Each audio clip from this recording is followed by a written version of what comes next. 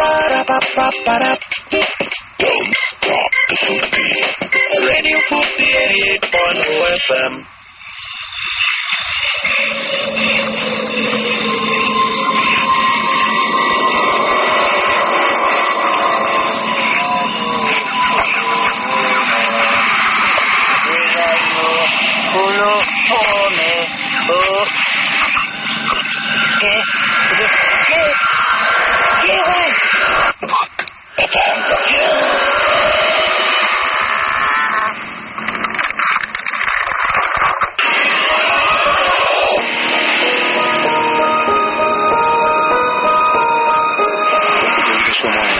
সকাল আবারও সকাল বলছি রাত 11টা বেজে 59 আর একটু পরে একটা দিন নতুন একটা দিন চলে আসবে আর প্রতিদিনের মতো আজকেও রাতটাকে আবার সরাসরি সকাল বানিয়ে দিয়েছি যাই হোক আমি রিসেন্টলি এই মাত্র ঢাকায় ফিরে এসেছি 3 দিন আগে গত ভূত এফএম পরে আমি গিয়েছিলাম বান্দরবানে এবং বান্দরবানে ওইখানে গিয়ে এক ভদ্রলোকের গল্প শুনেছিলাম ঘটনা শুনেছিলাম সেই ঘটনাটা আমার সাথে আমার খুব শেয়ার করতে ইচ্ছা করছে আমি নিজেই মানে বিশ্বাস করতে পারছিলাম না শুনেছি এরকম ভয়ঙ্কর কোনো ঘটনা ঘটতে পারে তো ওইখানে যে রেস্ট হাউসে আমরা উঠেছি সেই রেস্ট হাউসে সবাই দেখলাম যে ঘটনাটা জানে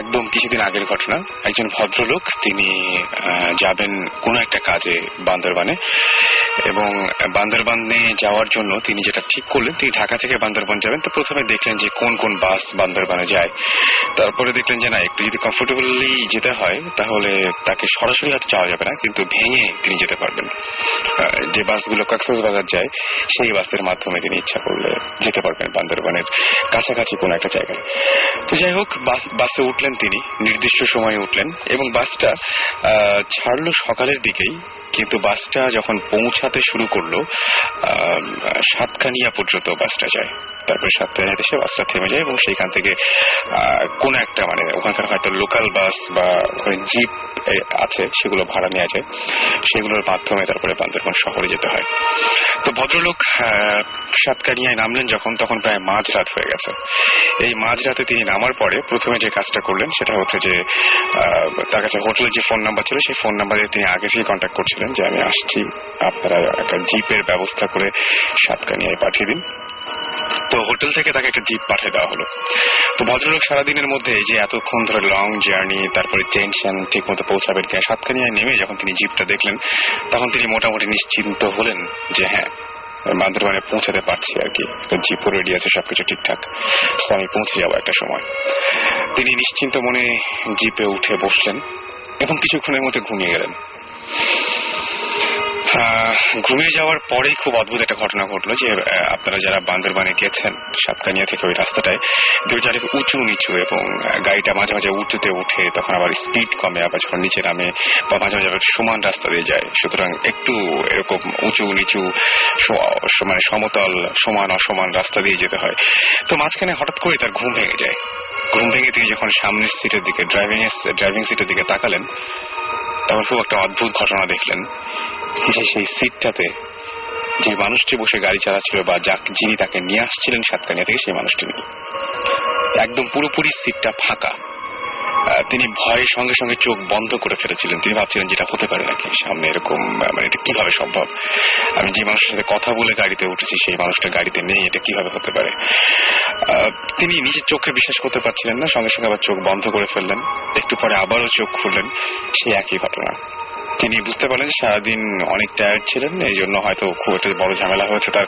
আসলে ব্রেইন তাকে ভুল ইনফরমেশন দিচ্ছে তিনি চোখ বন্ধই রাখলেন একটা সময় কিছুক্ষণ পরে এই ঘন্টা দেড়েক দুয়েক পরে গাড়িটা থেমে গেল একটা জায়গায় এসে থেমে যাওয়ার পরে জাস্ট একটা হোটেলের সামনে এসে থামলো সেই যে হোটেলটা থেকে তাকে গাড়িটা পাঠানো হয়েছিল তিনি তাই মনে করলেন এবং তিনি তখনও ড্রাইভারকে দেখলেন কিন্তু হোটেলের ভেতরে আলো চলছে লোকজন আছে তিনি বেশ সাহস পেয়ে জাস্ট তার ডোরের লকটা খুলে ফেললেন এবং খুলে ফেলে তারপরে সেই হোটেলের ভেতরে ঢুকলেন এবং ঢুকে তিনি খুব একটা অদ্ভুত ঘটনা দেখলেন সেটা হচ্ছে রিসিপশনে যে ভদ্রলোকটি বসে আছেন তাকে তিনি চেনেন তিনি তার ইউনিভার্সিটির ফ্রেন্ড কিন্তু অদ্ভুত ব্যাপারটা হচ্ছে সেই ফ্রেন্ড তারও 5 বছর আগে মারা গিয়েছে এবং সেই সময় দেখলেন যে হোটেলের বিভিন্ন জায়গায় সোফায় বিভিন্ন জায়গায় অত রাতেও কিছু কিছু মানুষ জেগে আছে, বসে আছে, এবং প্রত্যেকটা মানুষকে তিনি চেনেন, কেউ তার আত্মীয়, কেউ তার খুব কাছের জন, কিন্তু সবাই মৃত,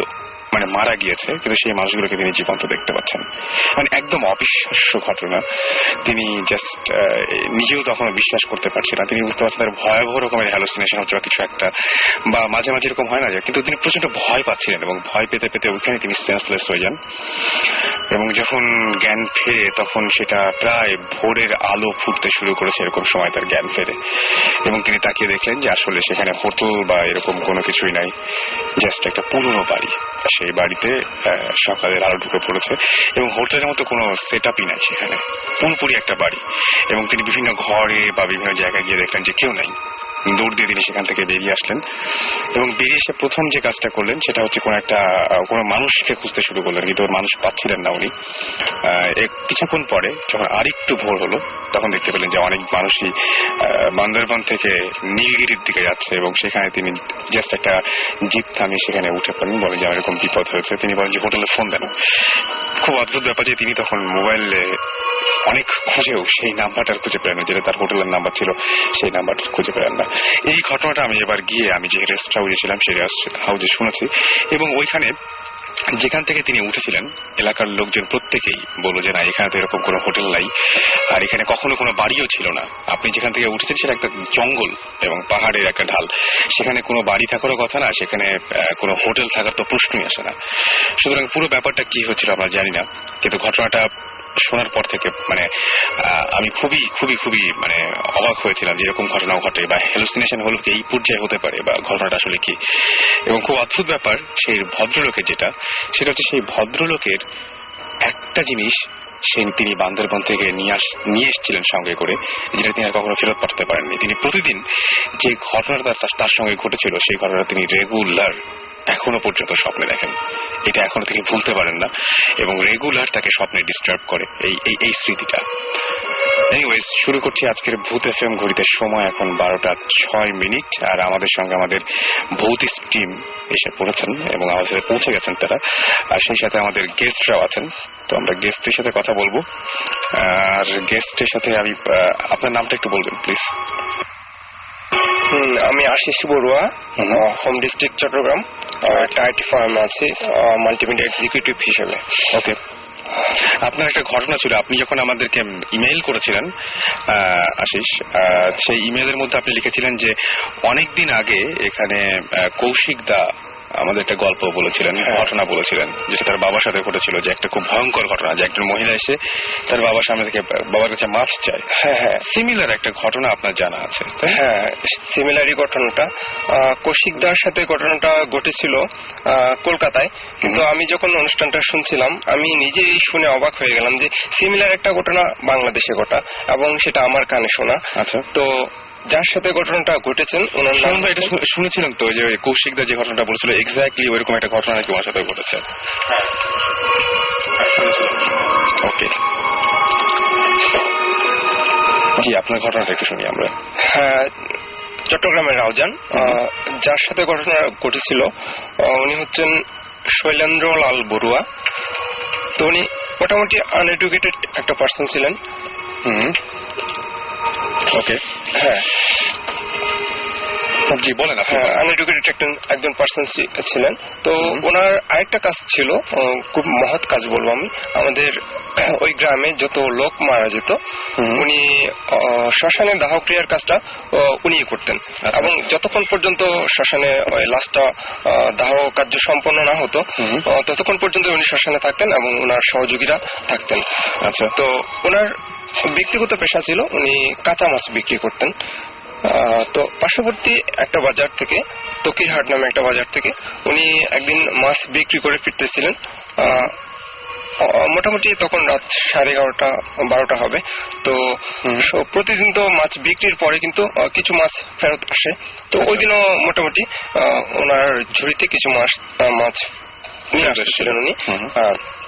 আসার পথে যে শ্মশানটায় মানে মানুষ দাহ কার্য করা হয়, পোড়ানো হয়, ওই জায়গায় একটা চৌরাস্তা আছে। চৌরাস্তাটা ক্রস করার পর উনি দেখতে পেলেন একজন মহিলা, মানে খুব ভালো পোশাক পরা না, উস্কো চুল যুক্ত একজন মহিলা একটা বেতের পাত্র নিয়ে দাঁড়িয়ে আছে ওনার সামনে এবং ওনার কাছ থেকে মাস্ক খুঁজতেছেন। তো উনি তো করেন, দাহ কার্য করেন, শ্মশানে লাশ পোড়ান। তো ওনার একটু সাহস ছিল এবং ওই বিষয়গুলো সম্পর্কে ওনার মোটামুটি ধারণা ছিল, যার ফলে উনি তেমন একটা ভয় পান নাই। তো উনি বললেন যে আচ্ছা ঠিক আছে, তোমাকে মাছ দিব, একটু সামনে আসো আমার সাথে, তাহলে মাছ দিব।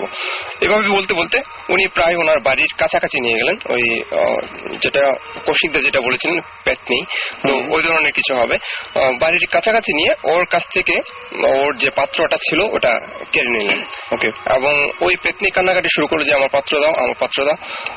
পরে ওকে মোটামুটি কানে ধরিয়ে ওকে পাত্রটা ফেরত দিয়ে ছেড়ে দিল। ওটা ওনার নিজের মুখে শোনা, মানে নিজেই বলছিল আমাকে। উনি এখন অবশ্য বেঁচে নেই, মারা গেছেন বেশ কিছুদিন আগে। এটা হচ্ছে একটা ঘটনা। ওকে, তো এই ঘটনাটা কোথায় ঘটেছিল?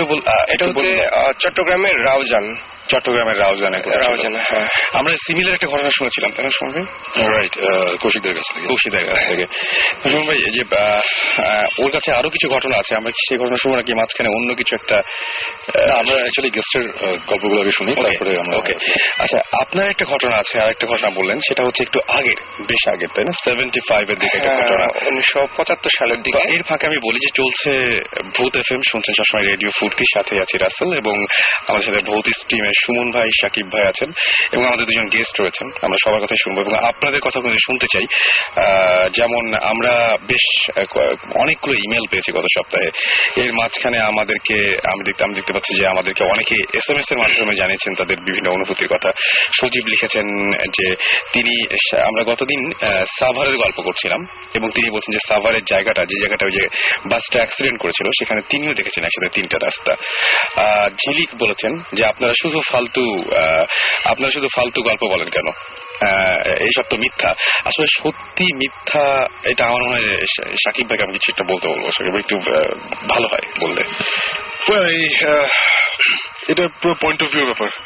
অনেক কিছু শুনে হয়তো আপনার কাছে মনে হবে মিথ্যা, উইচ ইজ ফাইন, আবার একজনের কাছে মনে হবে যে এটি ভয়াবহ সত্য, ইট ইজ ফাইন।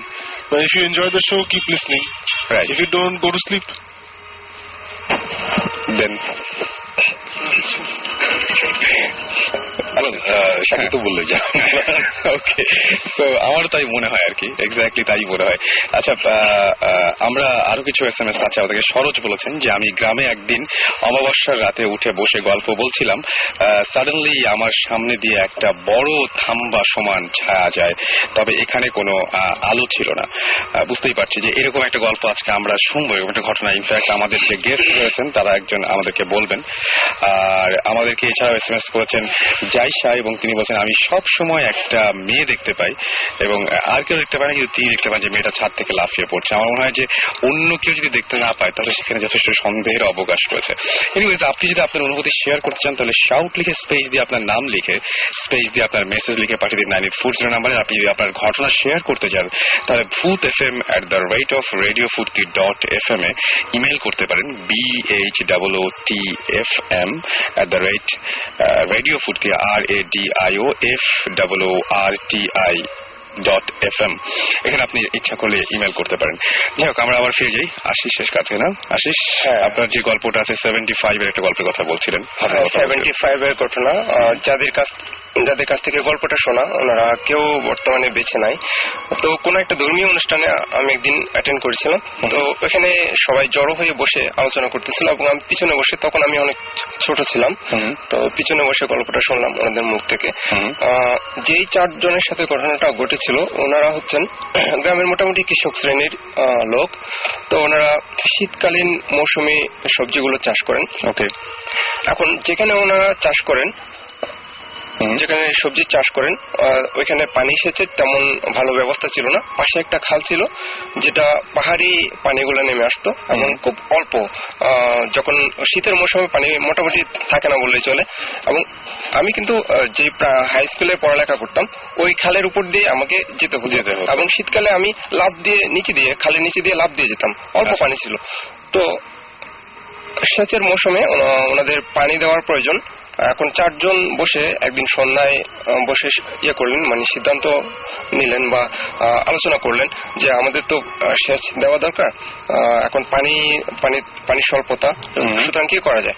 আচ্ছা, তো ওরা সিদ্ধান্ত নিল যে খালে যদি বাদ দেওয়া যায় তাহলে অল্প অল্প করে যে পানিগুলো আসে, পানিগুলো হয়তো জমা হয়ে তারা একটা পানির কালেকশন পাবে, পরবর্তীতে সেখান থেকে সেচ দিতে পারবে। ওকে। তো ওরা 4 জন ডিসাইড করলো আগামীকাল ভোরে আমরা মাটি কাটা শুরু করব এবং একটা বাদ দিব খালের মধ্যে। আচ্ছা, তো ওদের মধ্যে যে 4 জন ছিল, 4 জনের মধ্যে যিনি একটু ইয়ং টাইপের, যিনি ওনাকে দায়িত্ব দেওয়া হলো যে তুমি ভোরে উঠে সবাইকে ঘুম থেকে জাগাবে এবং আমরা গিয়ে মাটি কাটা শুরু করব। ওকে। গ্রামের ঘটনা, সুতরাং ওই জায়গায় হয়তো ওই সময় দেওয়াল ঘড়ি বা ঘড়ির ব্যবস্থা ছিল না, বা গ্রামের লোকদের তেমন ইয়ে ছিল না, সুতরাং টাইম সম্পর্কে ওদের হয়তো তেমন ধারণা ছিল না। গভীর রাতে দেখা গেল যে লোকটাকে দায়িত্ব দেওয়া হলো, ইয়ং যিনি যাকে দায়িত্ব দেওয়া হলো, ওনার মতো আরেকজন লোক এসে 3 জনকে ডেকে তুললো মাটি কাটার জন্য। আচ্ছা, ওনার মতো আরেকজন লোক যে এসেছিল এটা আপনি জানেন, বা ওরা 3 জন তো নিশ্চয় তখন বুঝতে পারে নাই। তো তারা ভাবছে কি যাকে দায়িত্ব দেওয়া হয়েছে সেই আসছে, এবং পরবর্তীতে ওরা 4 জন গিয়ে মাটি কাটা শুরু করলো। অনেকক্ষণ ধরে মাটি কাটলো, বাট সকাল হচ্ছে না, কারণ ভোরে গেলে তো মোটামুটি ঘন্টাখানেক বা 2 ঘন্টা মাটি কাটলে সূর্যের আলো দেখার কথা, কিন্তু অনেকক্ষণ ধরে মাটি কাটার পরে দেখা যাচ্ছে ভোর হচ্ছে না। এবং তারা 2 জন মাটি করে নিয়ে যাচ্ছিল, বোঝাই করে নিয়ে যাচ্ছিল। 2 জন একটু সন্দেহ করলো যে তাদের মাটির পাত্রটা অনেক ভারী মনে হচ্ছে, একজন মানুষ যতটুকু মাটি বহন করতে পারে তার চেয়ে বেশি মনে হচ্ছে কেন জানি। তো ওদের কাছে একটু সন্দেহ হলো, এবং পরবর্তীতে ওরা ডিসাইড করলো যে এখন আমরা মাটি কাটবো, ওদের 2 জনকে নিতে বলবো। আচ্ছা, এবং পরবর্তীতে ওই সিদ্ধান্ত অনুযায়ী কথা হলো, এবং ওরা এসে কাটা শুরু করলো। পরবর্তীতে 2 জনকে, বাকি 2 জনকে যারা কাটতেছিল তাদেরকে মাটি নিয়ে যেতে বললো। 2 জনের মধ্যে ইয়ং যে সে ছিল। আচ্ছা, এবং পরবর্তীতে তারা সিদ্ধান্ত নিল যে যেহেতু আমাদের পাত্রে মাটিগুলো বেশি করে দিয়েছে সে, আমরাও একটু বেশি করে দিই। একজন মানুষ যতটুকু ক্যারি করতে পারবে না এর চেয়ে সে বাড়িয়ে দিল মাটি। তো দেখা যাচ্ছে যে ইয়ং সে কিন্তু খুব দ্রুততার সাথে নিয়ে মাটিগুলো ফেলে আসতেছে, কিন্তু আরেকজন যে সে কিন্তু পারতেছে না। তখনই বুঝতে পারলো যে এখানে কোনো একটা রহস্য আছে, এবং তারা যেহেতু গ্রামের মানুষ এ ধরনের বিষয়গুলো সবসময় ফেস করে এবং তাদের অভিজ্ঞতা আছে মোটামুটি, তারা বুঝতে পারলো যে এখানে কোনো একটা রহস্য আছে। যে লোকটা এত ভারী বোঝা নিয়ে যেতে পারে, নিশ্চয়ই সে ইয়ে হতে পারে না, কারণ মানুষের পক্ষে এত বেশি মাটি ওজন বহন করা সম্ভব না। তখন ওরা 2 জন সিদ্ধান্ত নিল যে পরবর্তীতে যখন সে মাটি তুলতে মাথা নিচু করবে তখন কোদাল দিয়ে খালের উপর একটা কোপ দেওয়া হবে, এবং তাই হলো। যখন সে নিচু হলো তার ঘাড়ে একটা কোপ দেওয়া হলো, এবং মানে এটা কি ও হেল্প করতেছিল ওদেরকে? হ্যাঁ, হেল্প করতেছিল না, মানে মাটি কাটার জন্য তো হেল্প করছিল, যে সেটার ব্যাপার ছিল। ওটার পরিবর্তে কোপ দেওয়ার সিদ্ধান্ত নিয়েছে না? কোন জায়গার কাহিনী এটা? এটা হচ্ছে চট্টগ্রামে, ঘটনা অনেক আগে। ইন্টারেস্টিং। বলেন। তো তারা ফিরে ওখানে তার ঘাট থেকে মাথাটা আলাদা হয়ে গেল, ভয় পেয়ে ফিরে চলে আসলো। পরে ভোরে জাস্ট টাইমে যাকে দায়িত্ব দেওয়া হলো সকালে উঠে তাদের ভোরে ডাকার জন্য, সে জাস্ট টাইমে এসে ওদের ডাকতে গেল, এবং তখন সে ঘটনাটা বুঝতে পারলো। ঘটনাটা তাকে বলা হলো। পরের দিন ঘটনা জানার পর পরের দিন সকালে যখন ওই জায়গায় গিয়ে দেখলো তারা একটা কাক গলা কাটা অবস্থায় পড়ে আছে ঠিক ওই জায়গায় ওরা যেখানে কাজ করতেছিল। আচ্ছা, এটা কোথাকার ঘটনা বললেন? এটা হচ্ছে চট্টগ্রামের রাউজানের ঘটনা। গ্রামের নামটা বলা যাবে? এটা ফতেনগর গ্রাম। আচ্ছা, অবশ্য যাদের কাছ থেকে ঘটনাটা শুনছি আমার নামটা হয়তো মনে নাই ঘটনার কোথায় ঘটেছিল। আচ্ছা, তো বাট যে জায়গায় ঘটেছিল সে জায়গায় কি আপনার দেখা আছে বা জানেন? না, এটা অনেক আগের ঘটনা। আমি তখন অনেক ছোট ছিলাম, এবং ঘটনাটা যখন ঘটেছে তখন যারা বলেছেন আমাকে ঘটনাটা, ওনারাও তখন কিন্তু আমি যখন শুনেছি তখন ওনাদের বয়সও প্রায় 60 বা 70 আপ হয়ে গেছে। ওনাদের ইয়ং বয়সেই ঘটনাটা ঘটছিল। ওকে, অলরাইট। আচ্ছা, আমাদের সাথে আরো একজন গেস্ট রয়েছেন, তবে আমরা মনে হয় যে সেটা একটু মানে একটা ব্রেকের পরে যাই, মাঝখানে যদি একটা অন্য কিছু শুনতাম তাহলে বোধহয়। আমি ঘটনাটা আসলে বুঝতে পারছি না। আমি নিজেও আপনি ইচ্ছা আমি বলে একটু জিজ্ঞেস করছি, সেটা হচ্ছে যে সেচ কাটার জন্যই তো রাতে ওদের উঠানো হয়েছিল, মানে ওটা তো ভালো একটা কাজ ছিল। হ্যাঁ, ইয়ে করার জন্য, খালে বাদ দেওয়ার জন্য। আচ্ছা, বাদ দেওয়ার কাজটা ছিল ভালো। তো ওখানে একটা কি জানি একটা এসে মানে ওরা বুঝতে পারলো যে ওদের মধ্যে একজন আছে যে আসলে মানুষ না, তাই তো? আমরা সিদ্ধান্ত নিয়েছিল গলা কেটে ফেলবে। মানে এটাতে কি এটাতে পরবর্তী কোনো ক্ষতি হয় নাই বা কোনো ধরনের কোনো ঝামেলা হয় না, এই ধরনের কোনো কিছু হয়তো? এটা এক্সপ্লেনেশন কেউ দিতে পারছে যে আসলে তখনকার ওনারা তো মোটামুটি আনএডুকেট ছিলেন, তো ওই ধরনের ব্যাখ্যা এইসব জিনিসে তো আসলে এডুকেশন লাগে না, একদম অন্য জিনিস, কারণ ওখানে তো ওরা থাকেন।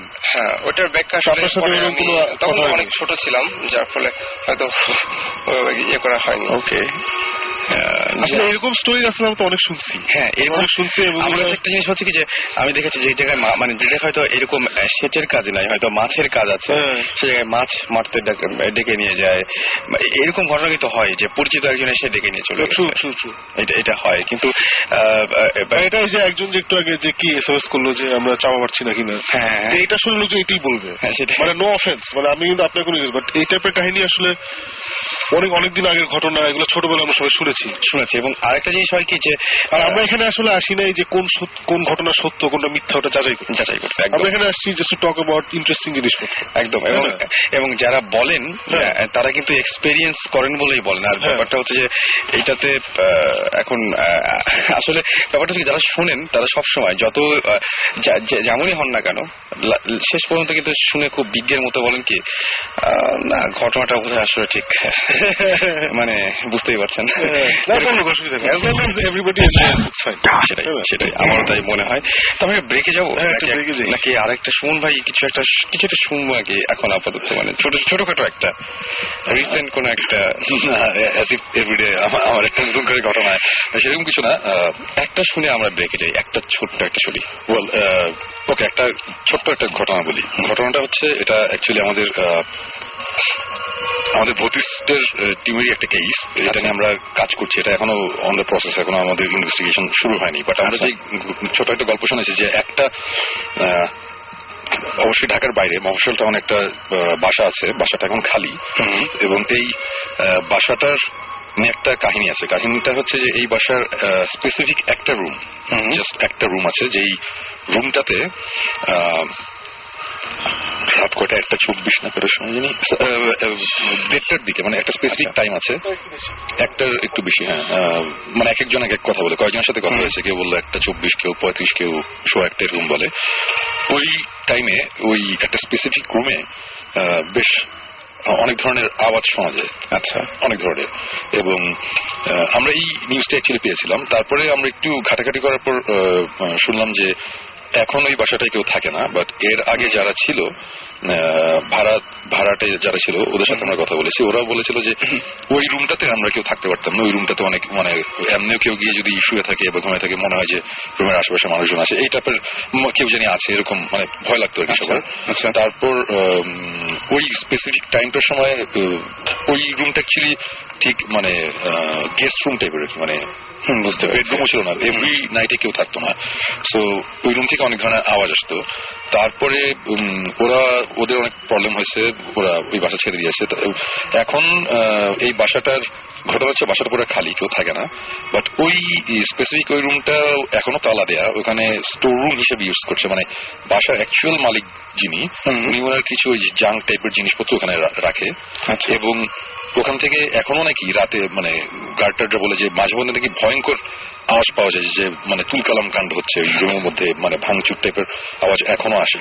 সো অ্যাকচুয়ালি আমরা এটা ঘাটাতে আরো পাস্টের কিছু ইন্টারেস্টিং খবর পেয়েছি যে এই রুমে কে ছিল। আমরা খবর পেয়েছি এক ভদ্রলোক ওখানে মারা গিয়েছিল, সুইসাইড করেছিল এই টাইপের, কেউ বলে যে সুইসাইড, কেউ বলে হার্ট অ্যাটাক হয়েছে, এই টাইপের কথা বলে। এটা নাকি অনেক আগে হয়েছিল এবং তারপর থেকে এই রুমে এই জিনিসগুলো হয়। আমরা এখন এটা এখনো ইনভেস্টিগেট করছি, এখন আমরা জানি না অ্যাকচুয়ালি কোন একটা জায়গার খবর পেলে আমরা ফার্স্টে খোঁজ খবর নেই যে অ্যাকচুয়ালি এখানে কি হচ্ছে না হচ্ছে, এদের সাথে কথা বলি, যারা ছিল তাদের সাথে কথা বলি, এখনো ওই পর্যায়ে আছে। ইন্টারেস্টিং কিছু স্টোরি আমরা শুনতে পাচ্ছি, কন্ট্রোভার্সিয়াল অনেক স্টোরি শুনতে পাচ্ছি। সো এখন এটা on the process.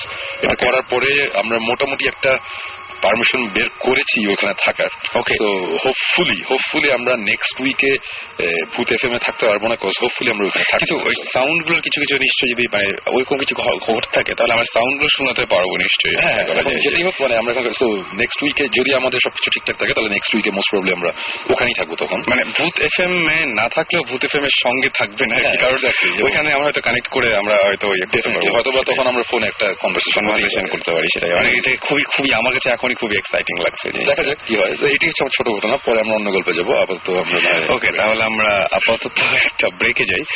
R in the mean time আপনারা আমাদের SMS করতে পারেন। তার আগে বলি যে আমাদেরকে SMS করেছেন ইমরান, SMS করেছেন নীল, SMS করেছেন এছাড়াও আমাদেরকে গত সপ্তাহে SMS কিন্তু আমি আজকে শো শুরু করার সময় পড়েছি। গত সপ্তাহে একটা ইমেলও পড়বো একটু পরে, যখন ফিরে আসবো তখন একটা ইমেলও পড়বো। আর আপনারা যদি SMS করতে চান তাহলে যেটা করতে হবে, শাউট লিখে স্পেস দিয়ে আপনার নাম লিখে স্পেস দিয়ে আপনার মেসেজ লিখে পাঠিয়ে দিতে হবে 9840 নম্বরে, অথবা আপনি ইমেল করতে পারেন।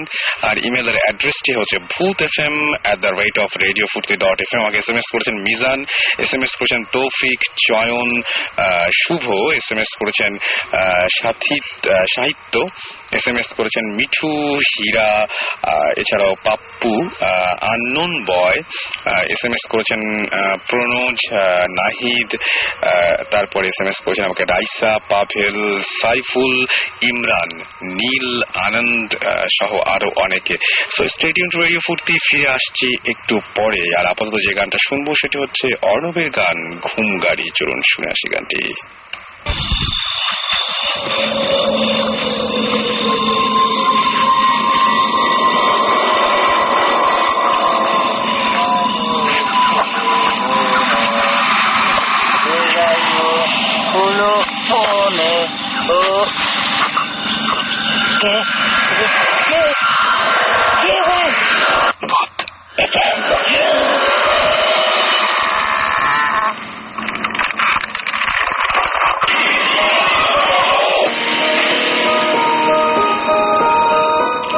শুনছেন সবসময় রেডিও ফুর্তি, চলছে ভূত এফএম, সাথে আছি রাস্তা, এবং আমার সাথে রয়েছেন ভূত স্ট্রিমের সুমন ভাই, রয়েছেন সাকিব ভাই এবং জিবরান ভাই। আর সেই সাথে আমাদের গেস্ট রয়েছেন আরো একজন, তার সঙ্গে এখন পরিচয় করে দেব। আপনার নামটা বলবেন একটু প্লিজ। আমার নাম Tarek, by profession software engineer. তো ভূত এফএমে আসার উদ্দেশ্য আসলে ওই ধরনের কোনো স্ক্যারি কিছু না। ফার্স্ট থিং হচ্ছে যে আমি নিজেও জানতাম না যে এদের টাইপের একটা অনুষ্ঠান হয়, যে 2 দিন শোনা। আর মাঝে মাঝে সুমন ভাইকে ফেসবুকে স্ট্যাটাস আপডেট করতে দেখতাম যে আই এম রেডিও ফুর্তি। তো এই কারণে হঠাৎ করে একদিন লাস্ট ফ্রাইডের আগের ফ্রাইডেতে আমি দেখলাম, তো ভাবলাম যে সুমন ভাই আছে রেডিও ফুর্তিতে, অন করে কি তো তখন জাস্ট জিনিসটা আসছে, ভৌতিক জিনিসটা আমি জানছি, আর এই ধরনের জিনিসগুলো আসছে আর কি। এনিওয়েজ এটা ডিফারেন্ট স্টোরি। তো আমরা তো গল্প, আমরা আপনার ঘটনা শুনবই, তবে তার আগে একটা কিছু কথা বলতে চাই। রাব্বি আমাদের SMS করেছেন, রাব্বি SMS করে বলছেন যে ভূত এফএম নাইস, আমি অলমোস্ট 6 এপিসোড শুনেছি, ভয় লাগে বাট মজাও লাগে, এক কথায় ভূত এফএম রক্স। আমাদের সৌরভ সিলেট থেকে SMS করে বলেছেন যে হ্যাঁ সাকিব ভাই আমরা মিস করেছি, আরেকবার বলুন। We love you, Rabbi. Okay, same here. মেয়ে হলে তাহলে বিয়ে প্রপোজাল পাঠাতে। অলরাইট, আমাদেরকে SMS করেছেন সৌরভ, এবং না মেয়ে না, রাব্বি তো বলা যায় না, অত ভুল টাইপ আছে, ব্যাড লাক। যাই হোক, সৌরভ লিখেছেন যে সিলেট থেকে, যে বুরঘাটে আচ্ছা মাদ্রাসায়, তিনি বলছেন মাদ্রাসার মধ্যে, মাদ্রাসায় যে মাদ্রাসাটা আছে সেখানে তিনি বলছেন যে তিনি দাবি করছেন যে কিছু জিনও লেখাপড়া করে, এবং তার ফ্রেন্ডদের সাথে সে জিনের একদম সরাসরি যোগাযোগ রয়েছে, তিনি সেটা দাবি করেছেন। সৌরভ সিলেট থেকে। ওকে, রিজভি আমাদের SMS করে বলছেন ভূত এফএম প্রোগ্রামটা খুবই ইন্টারেস্টিং। আমি আমার লাইফে অলওয়েজ স্পিরিচুয়াল ব্যাপারে কিউরিয়াস ছিলাম, and I have found an awesome place and it's Bhoot FM. Okay, thank you so much, thank you. আমাদের সাকিব SMS করেছেন এবং তিনি বলছেন আমার খালা লন্ডনে থাকার সময় তিনি বলছেন যে যখন শর্টকাট একটা ওয়ে ছিল, সেই ওয়েতে যখন তিনি যেতেন বাগানের সামনে দিয়ে যাওয়ার সময় তিনি মিউজিকের শব্দ পেতেন, মানে এমন একটা জায়গায় যেখানে মিউজিকের শব্দ আসলে পাওয়ার কথা না, এরকম জায়গাতে তার খালা সবসময় মিউজিকের শব্দ পেতেন. রেডিও ফুড চলতে থাকে মেবি, বাট সেটা হয়তো স্ট্রিমিং করে শুনতে হবে. নিশ্চয়ই তিনি স্ট্রিমিং করে শুনছেন না. প্রতীক্ষা SMS করে বলছেন তার নানুর বাড়িতে একটা পুকুর ছিল যার পানি ছিল একদম কালো, সেই পুকুরে প্রতি 2 মাস অন্তর কেউ মারা যেত. এরকম একটা ব্যাপার ঘটতো আর কি. সেখানে পানি খেয়ে নাকি? আমার মনে হয় পানি খেয়ে নিশ্চয়ই না, ডেফিনেটলি অন্য কোনো ঘটনা আছে. প্রত্যেকে একটু ডিটেলে আমাদের যদি ইমেল করতেন আপনি bhootfm@radiofutti.fm, এখানে আপনি ইচ্ছা করলে আপনি পুরো ঘটনাটা আমাদের সাথে শেয়ার করতে পারেন, তাহলে আমরা বুঝতে পারবো. ওকে, আমাদের যিনি গেস্ট আজকে আছেন তার সাথে একটু কথা বলি আমরা. আপনার 2টো ঘটনা আছে, রাইট? এক্স্যাক্টলি ঘটনা অনেকগুলো, বাট আমি আমার নিজের সাথে আমার সাথে যেগুলো হয়েছে সেগুলো অ্যাকচুয়ালি শেয়ার করতে যাচ্ছি. আর তার আগে ছোট্ট একটা ব্যাপার যেটা বলবো, যে কিছুক্ষণ আগে ভাইয়ারা বলছিলেন যে সত্য মিথ্যার ব্যাপারটা, রাইট? তো এইটা আমি আপনাকে জাস্ট যখন আসলাম তখনও যেটা বলছি যে ভাই আসলে সত্য মিথ্যার ব্যাপারটা পুরোপুরি একটা মানুষের পার্সোনালের উপর ডিপেন্ড করে. এখন আমি যদি কারো ঘটনা শুনি আমি সেটাকে মিথ্যা বলে উড়াই দিতেই পারি, প্রবলেম নাই. বাট যে ঘটনা যদি আমার সাথে ঘটে, আমি যদি নিজে একজন উইটনেস হই, তখন কিন্তু আমি নিজে বুঝতে পারি আসলে কতটুকু সত্যি কতটুকু মিথ্যা. এক্স্যাক্টলি. তো আমরা সুচিন্তিত মতামতের এগেইনস্টে কোনো সুচিন্তিত যুক্তি দিতে চাই না, সেটা উচিত হবে না. এনিওয়েজ, তো গল্পটা আসলে এরকম গল্প না, আসলে একটা সত্যি ঘটনা. যেটা হচ্ছে যে আমি যেটা মেইল করেছিলাম সেটা দিয়ে শুরু করি. যেটা হচ্ছে যে আমাদের বাড়িটা, আমাদের ফার্স্ট যেটা বাড়ি আমরা করি সেটা বরিশালে. তো বাড়িটার যখন আমরা জায়গাটাকে দেখা হচ্ছিল, কেনা হচ্ছিল, তখন জায়গাটা লো ল্যান্ড. হ্যাঁ, যেটা আপনি বলেছিলাম আর কি. তো লো ল্যান্ড ছিল, লাইক মজা পুকুর ছিল চারিদিকে, লো ল্যান্ড ছিল. তো যার কারণে আমরা অনেক চিপলি পেয়ে গেছিলাম ল্যান্ডটা. তো আর আমার বাবা মা দুজন খুব religious, but they are not superstitious. হ্যাঁ, খুব বেশি যে ভূত জিনি বিশ্বাস করে এই টাইপের না. বাট একটা রুমর ছিল ওই জায়গাটায় যে জায়গাটা কার্সড. ওকে, লাইক কিরকম যে অনেক আগে, তারও 10-15 বছর আগে একটা ওই জায়গাটা এত লো ল্যান্ড ছিল না, বুশি ছিল, অনেক ফিল্ড ছিল, সবুজ গাছ টাছ ছিল, অনেক জঙ্গল মতো ছিল. তো ওই জঙ্গলের একটা গাছে একটা মেয়ে হচ্ছে সুসাইড করছে, হ্যাং বাই দ্য নেক. ওকে, তো তারপরে ওইটা একটু হন্টেড টাইপের হয়ে গেছিল জায়গাটা. ওকে, তো আমি জানি না এটা সবাই বলতো আর কি, লোকাল পিপলের ফিডব্যাক এটা হচ্ছে হিউমার. তো আমরা যখন গেলাম জায়গাটাতে, তখন আসলে আমরা এগুলো বিশ্বাসও করি নাই আর জানতাম কেয়ার করি নাই, জাস্ট হ্যাঁ ওটা হয়েছে প্রবলেম নেই. তো আমরা বাড়িটারি করার পরে কোনো প্রবলেম হয় নাই. আর যেহেতু কিছু সুপারস্টিশিয়াস ছিল না, ওই ধরনের জিনিস নিয়ে কেউ চিন্তাও করে নাই যে ধরনের ব্যাপার হইতে পারে বা আসতে পারে এই ধরনের কোনো কিছু. তো ফার্স্ট 2-3 ইয়ার্স 4 ইয়ার্স খুব ভালো, কোনো প্রবলেম নাই. বাট যেটা বলছিলাম যে আমাদের বাসাটা যেটা আমরা যেভাবে করছিলাম, যেটা স্ট্রেট লাইন টাইপের একটা বাসা ছিল, পরপর 3টা রুম. ফ্রন্ট রুম, মাঝের রুম, তারপরে শেষের রুম. লাস্ট রুমের অপোজিট সাইডে হচ্ছে কিচেন, কিচেনের লেফট সাইডে হচ্ছে বাথরুম স্পেস, আর রাইট সাইডে হচ্ছে একটা ফাঁকা জায়গা আর কি. তো ওই জায়গাটাও বাসার একটা জাস্ট লনের মতো ছিল সামনে, কিন্তু ওটা কনস্ট্রাক্টেড না. ওকে, তো এক্স্যাক্টলি যেটা আমাদের পজিশন ওয়াইজ এবং বিল্ডাররা যখন বাড়িটা করছেন, বিল্ডাররা হচ্ছে লোকাল বিল্ডার ছিলেন, এবং বিল্ডাররা যখন বাড়িটা করছেন তখন তারা বলছিলেন যে ওই জায়গাটা কিছু না করতে, যে কোন জায়গাটা, যেটা ফাঁকা ছিল, জায়গাটা ফাঁকা ছিল, রাইট, কিচেনের পাশে যে জায়গাটা ছিল. তো অ্যাকচুয়ালি আমাদেরও বাজেট একটু টাইট ছিল, যার কারণে আমরা ওদিকে হাতটা দিইনি. কিন্তু যখন ওইখানে একটা রুম তৈরি করার কথা হচ্ছে, বাবা চাচ্ছেন যে ওখানে একটা রুম করবে, ওই যখন প্লাম্বাররা কাজ করছে, খোদাই হচ্ছে, পিলার্স হচ্ছে, ইনসিডেন্ট গুলো তখনই আস্তে আস্তে শুরু হলো. আচ্ছা, তো ইনসিডেন্ট গুলো যেটা শুরু হয়েছে, আমি ইয়েতে বলি আর কি, একদম ক্লিয়ারলি বলি, যেটা হচ্ছে ফার্স্টে যেটা হইতো, লাইক রাত্রবেলা 1টা 1:30 2টা এরকম ফ্রন্ট ডোরে কেউ নক করতেছে, বেল প্রেস করতেছে বা নক করতেছে, করে চলে গেল. তো ফার্স্টে আমরা ভাবছিলাম যে না, এটা কোনো দুষ্ট ছেলেবেলার কাজ এটা, কিন্তু এত রাতে কে নক করবে. তো প্রতিবারই আমরা যখন নক শুনতাম, দরজা খুলে দেখতাম কেউ নাই. ওকে, বাট এটা নিশ্চয়ই ওরকম সুইফটলি হইতো না. তো এক রাতে আমরা চিন্তা করলাম কি যে না, আজকে দেখি কি হয়, বা এটা খুব ফ্রিকোয়েন্ট, প্রথম দিকে খুব ফ্রিকোয়েন্ট হইতো না, পরে খুবই ফ্রিকোয়েন্টলি হওয়া শুরু করছে। তো যখন শুরু করছে মানে ফ্রিকোয়েন্টলি শুরু হয়েছে তখন যে জিনিসটা আসলে মানে একটু আমরা সবাই মানে অ্যানোয়িং হয়ে মানে ছিলাম আগে থেকেই, বাট কি হয়েছে এটা কি হইতেছে এই ধরনের একটা ব্যাপার। তো এনিওয়েজ তো তখন আমরা ডিসাইড করলাম, মানে বেসিক্যালি আমি ছিলাম আর আমার ভাইয়া ছিল, তো ডিসাইড করলাম যে আজকে রাতে দেখবো আমরা কি অবস্থা। ওকে।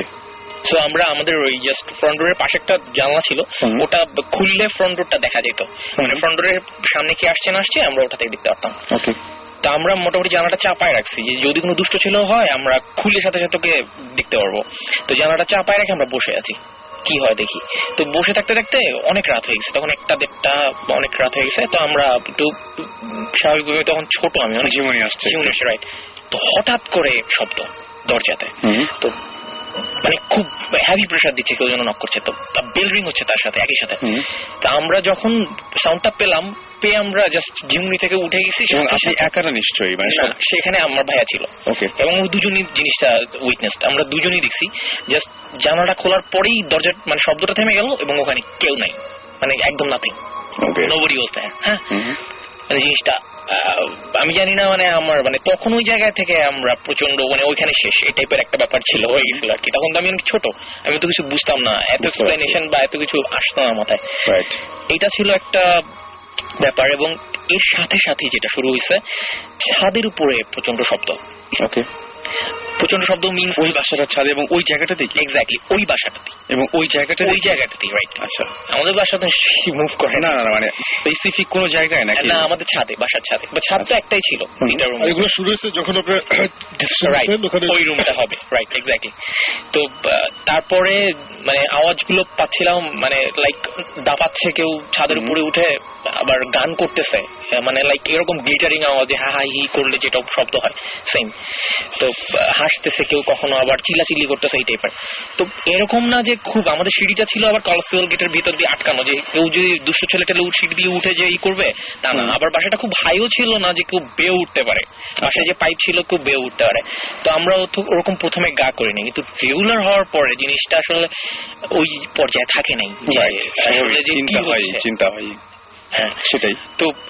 তাও আমরা এই জিনিসগুলো ইগনোর করা যায়, ইগনোর করে থাকা যায় বা একটা পর্যায় পর্যন্ত টলারেবল। কিন্তু এর পরে যে ব্যাপারটা হয়েছে সেটা সবচেয়ে বেশি ইন্টারেস্টিং।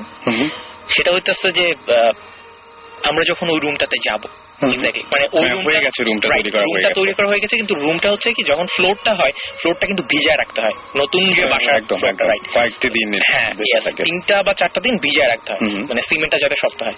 তো ওইটা রুমটা জাস্ট ভিজানো ছিল ফ্লোরটা, আর রুমের ফ্রন্ট ডোরটা ছিল জাস্ট কিচেনের পাশেই তো রুমটা হয়েছে। সো কিচেনের রাইট সাইডের রুমটা ছিল, আর কিচেনের ডোর আর ওই রুমের ডোরটা একদম কাছাকাছি। আচ্ছা আচ্ছা। আর কিচেনের অপোজিটে একটা রুম, যেটা আগেও ছিল কি 3টা রুমের জাস্ট লাস্ট রুমটা, আর এই সাইডে হচ্ছে বাথরুম স্পেস। তো একদিন সন্ধ্যাবেলা, মানে যেদিন আমরা উঠবো করতেছি 2 দিন পরে আর কি, মানে 2 দিন পরে আমরা উঠবো, সে 2 দিন আগের ঘটনা। আমরা বসে আছি ওই রুমটা দিয়ে সন্ধ্যাবেলা, জাস্ট 7টা 7:30 বাজে, আমার এখনো মনে আছে জিনিসটা। 7টা 7:30 বাজে, আব্বু ছিল, সবাই ছিল, আমরা গল্প করতেছি ওই জাস্ট লাস্ট রুমটাতে বসে। তো গল্প করতেছি, জোক মারতেছি, আম্মু হচ্ছে কিচেনে। তো আমরা এখান থেকে জোক মারতেছি, আম্মু হাসতেছে, জাস্ট একটু মানে সিম্পল ব্যাপার, এখানে কোনো ভূতের ব্যাপার স্যাপার বা কোনো এরকম না যে গল্প করতেছিলাম বা কি, কোনো ভূত নিয়ে আলোচনা করছিলাম না। সবাই আমরা খুব হালকা মেজাজে মানে জোক করতেছি, আবার একটা চা খাচ্ছি এই টাইপের। সাডেনলি মানে আমরা বসে আছি গল্প করতে, হয় না যে জোক মারতে মারতে একসময় চুপ হয়ে গেছে, কেউ কথা বলতেছে না, এরকম একটা ব্যাপার। জাস্ট ওই মোমেন্টটাতে হঠাৎ করে এক জায়গায় যে সবাই থেমে আছি, আম্মু কাজ করছে, আমরাও থেমে আছি, কেউ হয়তো যার যার মতো করে বিজি। জাস্ট ওই মোমেন্টটাতে ওই দরজা থেকে কিছু একটা, আমি বুঝাইতে পারবো না জিনিসটা কি। আচ্ছা, কাইন্ড অফ একটা মেয়ের গঠন, মানে জাস্ট একটা মেয়ে, but she has no physique. আচ্ছা, ওকে। বিকজ এরকম ব্যাপারটা ছিল যে তার কোনো গায়ে কিছু ছিল না, কালো কামিজ অথবা কালো শাড়ি পেঁচানো এই টাইপের মনে হয়েছে। আম্মু তাকায় ছিল ওইদিকে, আমরাও তাকায় ছিলাম এদিকে, জাস্ট দুজনের, আমরা যে তাকায় ছিলাম একজন আরেকজনের দিকে। মেয়েটা ওই দরজা থেকে বের হয়ে, নতুন রুমের দরজা থেকে বের হয়েছে, মানে সে ভাসতেছিল টাইপের। আমরা সবাই দেখছি জিনিসটা, একা না, সবাই একই সাথে। আচ্ছা, একই সাথে দেখছি। দরজা থেকে বেরোয় সে হাসতেছিল, হা হা হা হা করে হাসতেছিল। হাসিও শুনছে কি পরিমাণে স্ক্যারি ছিল ভাই আমি বুঝাতে পারবো না, মানে জিনিসটা আমি জানি না, হোয়াট এভার, মানে যে যার ইচ্ছা বিশ্বাস করতে হয় করুক। ইউ হার্ড দ্য লাফ, মানে হাসিটা সবাই শুনছে জিনিসটা। আচ্ছা আচ্ছা, মানে ঘটনা সবার সামনে একসাথে হয়েছে। বেসিক্যালি এটা একটা মানে কালো, মানে একটা মেয়ের ফিগারের মতো একটা শেপ, ফুল ব্ল্যাক, মনে হচ্ছে কালো টাইপের শাড়ি পরে আছে, শাড়ি পরছে বা কামিজ বা ওড়না প্যাচে আছে, কিছু একটা পরে আছে, আর কোনো লাইক চোখ নাক মুখ হাত কিছু দেখা যাচ্ছে না, কিছু সে ভেসে আসছে একটা জাস্ট, মানে যেরকম হয় না দিয়ে অন্য সাইড দেখা যাচ্ছিল। না না না, রুমটা তো আটকানো, মানে লাইক না ট্রান্সপারেন্ট ছিল না, আচ্ছা ট্রান্সপারেন্ট ছিল না, বাট জিনিসটা কমপ্লিটলি রিজিডও ছিল না, জিনিসটা সলিডও ছিল না। আচ্ছা, ব্যাপারটা ছিল স্মোকি, রাইট, স্মোকি ফগি টাইপের ছিল, কুয়াশার ভিতরে একটা মানুষের প্রতিচ্ছবি যেরকম দেখা যায় এক্স্যাক্ট জিনিসটা সেটাই ছিল, বাট ওখানে কোনো কুয়াশা ছিল না, কিছু ছিল না, ওখানে সব কনস্ট্রাক্টেড দেয়াল দরজা, ওখানে কি হবে। তো সে জাস্ট দরজা থেকে বেরোয় হাসতে হাসতে, সবাই লাফটা শুনছে এবং লাফটা এত স্ক্যারি ছিল, আমার এখন সিম্পলি দেখেন আমার রুম দাঁড়ায় গেছে কথা বলতে বলতে, বিকজ এত স্ক্যারি ছিল জিনিসটা। বের হয়ে সে বাথরুম স্পেস যেটা ছিল ওটা ওখানে সে ভ্যানিশড, এবং ওই মোমেন্টটা 5 মিনিট বা 7 মিনিটের জন্য আমরা সবাই ওইখানে মানে স্টাক হয়ে গেছিলাম। ডোন্ট থিঙ্ক যে আমি জিনিসটা মেকআপ করছি, ডোন্ট থিঙ্ক, এটা সিরিয়াস। আমরা তো এগুলো চিন্তাই করি। আচ্ছা, এটা সিরিয়াস, যারা করতেছে বা যারা চিন্তা করছে যেটা মেকআপ জিনিস, ডোন্ট ওয়ারি অ্যাবাউট দ্যাট, চিন্তা করলে কোনো কিছু যায় আসে না, এটাই উইটনেসড, এটা কিন্তু উইটনেস। আর ব্যাপারটা হচ্ছে আমি সবচেয়ে অবাক হয়েছে যে একসাথে সবাই ঘটনাটা দেখেছে, এক্স্যাক্টলি, কারোর হ্যালুসিনেশন হয়নি। এবং আচ্ছা আমার একটা কোশ্চেন, এই ঘটনাটার মানে ঘটনাটা কি শেষ হয়েছে নাকি আরো আছে? এই ঘটনাটা শেষ, বাট এটার পরে আরো এটার কনসিকুয়েন্সেস আছে। আচ্ছা আচ্ছা, আমি এগুলো শুনতে চাই, আমার কাছে ইন্টারেস্টিং লাগছে। আরেকটা জিনিস হচ্ছে যে এই মুহূর্তে এখনো কি এই টাইপের জিনিসপত্র হয় বা সেটা আমি বলছি, সেটা আমি শোনার পরে কথা বলবো। আপনি ইমেইলে যেরকম ডিটেল লিখেছিলেন, মানে এর পরের ঘটনাগুলো ঠিক একই ভাবে আপনি? হ্যাঁ, আচ্ছা, ইমেইলের ডিটেলসটা যেটা হয়েছে এটা ছিল থার্ড ইনসিডেন্ট। জাস্ট এই মেয়ের ইনসিডেন্টের 1-1.5 মাস পরে আমি প্রচন্ড সিক হয়ে পড়ি। আমার উপরে আসলে জিনিসটা আসলে, আপনি পজেসড হয়েছিলেন? এটা আমি পজেসড ছিলাম, বাট ওই জিনিসগুলা যে পজেশন বা ওই জিনিসগুলা যে হার্মফুল, এই সেন্সটা আমার তখন ছিল না। ওকে, কারণ হচ্ছে আমি তখন ছোট, লাইক আমি জাস্ট হাই স্কুলে উঠছি, এই টাইপের, মানে আমি খুব বেশি এরকম না যে আমি খুব সাইন্টিফিক্যালি জিনিসগুলো বুঝাই দিতে পারবো বা আমার বাবা মামাকে বুঝাই দিবে। আগেও বুঝছি যে বাবা মা অত সুপারস্টিশাস না, বাট এই জিনিসগুলো কনসিকুয়েন্টলি ঘটার জন্য তারা অনেকটা ভেঙে পড়ছে। আর যখন দেখছে যে জিনিসটা আসলে মানে ওই সিচুয়েশনটা হওয়ার পরে ওইটা তো লকটি, ওখানে কেউ ঢুকে নাই, ওইটা জাস্ট ওরকমই ছিল। এবং তারপরে 1-1.5 মাস পরে যেটা হয়েছে যে সিক জিনিসটা আসলে সিক বলবো না, আমার ঘুমে প্রবলেম হওয়া শুরু করলো। এবং ঘুমের প্রবলেম বলতে রাতের বেলা আমি বেহুশের মতোই ঘুমাইতাম, বাট আমি সকালবেলা উঠে আমার যে জিনিসগুলো দেখতাম সেগুলো প্রচন্ড রকম উইয়ার্ড আর স্ক্যারি। যে জিনিসটা হইতো যে সকালবেলা আমি যখন উঠতাম আমার প্রচন্ড, আমার মুখে খামচি দাগ ছিল, চেস্টে খামচির দাগ, I don't know who did this or something, মানে এই টাইপের ছিল, প্রচন্ড জ্বালা পোড়া করতো। কিন্তু আমি জানতাম না যেগুলো কে করতেছে বা কেন করতেছে বা কি টাইপের, কিন্তু এটা আমাকে বলাও হয়নি প্রথম দিকে। আমি উঠে দেখতাম আম্মু জাস্ট মলম টলম লাগাই দিত সকালবেলা। ওকে, ডোন্ট লাফ, ইটস নট ফানি। হ্যাঁ, মানে মলম টলম লাগাই দিত। I'm not laughing at you. এটা হচ্ছে সারপ্রাইজ লাফ। ওকে, ফাইন। I'm not laughing যে হা হা হা। আপনার যে মানে হিউমারটা যে একটু ভালো হইছে, আমি বুঝছি। এই লাফ হচ্ছে যে দ্যাটস সারপ্রাইজিং, বাট জিনিসটা একটু ইন্টারেস্টিং। আমি সারিপ ওয়াজ ভেরি ইন্টারেস্টিং, এজন্য হাসছি। থ্যাংকস। আমি লাইক ডিফেন্সিভ হয় না তো যা বলো। ওকে, আমি লাইটলি বলছি। আচ্ছা, আমি লাইটলি বলছি যেটা হচ্ছে তো প্রথম আমাকে বলা হইতো না যে কি হয়েছে। তারপরে আম্মা বললো একদিন হঠাৎ করে সকালবেলা যে তুমি কি জানো যে তুমি কাল তোমার রাতে তুমি কি করো তুমি জানো? আমি বললাম না, আমি কি হয়েছে তুমি কিছু টের পাও না? আমি কিছু টের পাই না। ওই যে এই যে এগুলো রেগুলার হইতো না, হয়তো 3-4 দিন পর পর বললো যে তোমাকে তো আমি কালকে রাত্রে এরকম দেখছি যে তুমি নিজে কাজটা করতেছো বা তুমি নিজের উপর এটা করতেছো। তখন নাকি আম্মা যখন দেখছে তখন আমার মানে সেপারেট রুম ছিল ঠিক আছে, বাট যখন আর কি এই জিনিসগুলো আমার সাথে হচ্ছিল তখন আম্মা একটু অ্যালার্ট হয়ে গেছে, এবং রাতে যখন এই জিনিসটা মানে যখন হয় আমি তো জানি না কখন হয়, তখন নাকি আমার আম্মু আমাকে বলছে জিনিসটা যে তোমার হাতটা শক্ত হয়েছিল এবং তোমাকে ধরে ঠান্ডা করতে হয়েছে, এবং আমি কিন্তু এগুলো কিছুই টের পাইনি। ঠান্ডা করতেছে এবং দোয়া টোয়া পরে ফুটু দেওয়ার পরে নাকি আমি ঠান্ডা হয়েছে, এই টাইপের একটা ব্যাপার ছিল। তো এটা এখন ডক্টর ছিল আর কন্টিনিউসলি হওয়ার কারণে আমার শরীরের অবস্থা খুব বেশি ভালো ছিল, যে আমি ইভেন স্কুলে যেতে পারিনি আমার কয়েকদিন। এরকম হয়েছে যে স্কুল মিস করতাম, তারপরে অনেক প্রবলেম হওয়া শুরু করছে।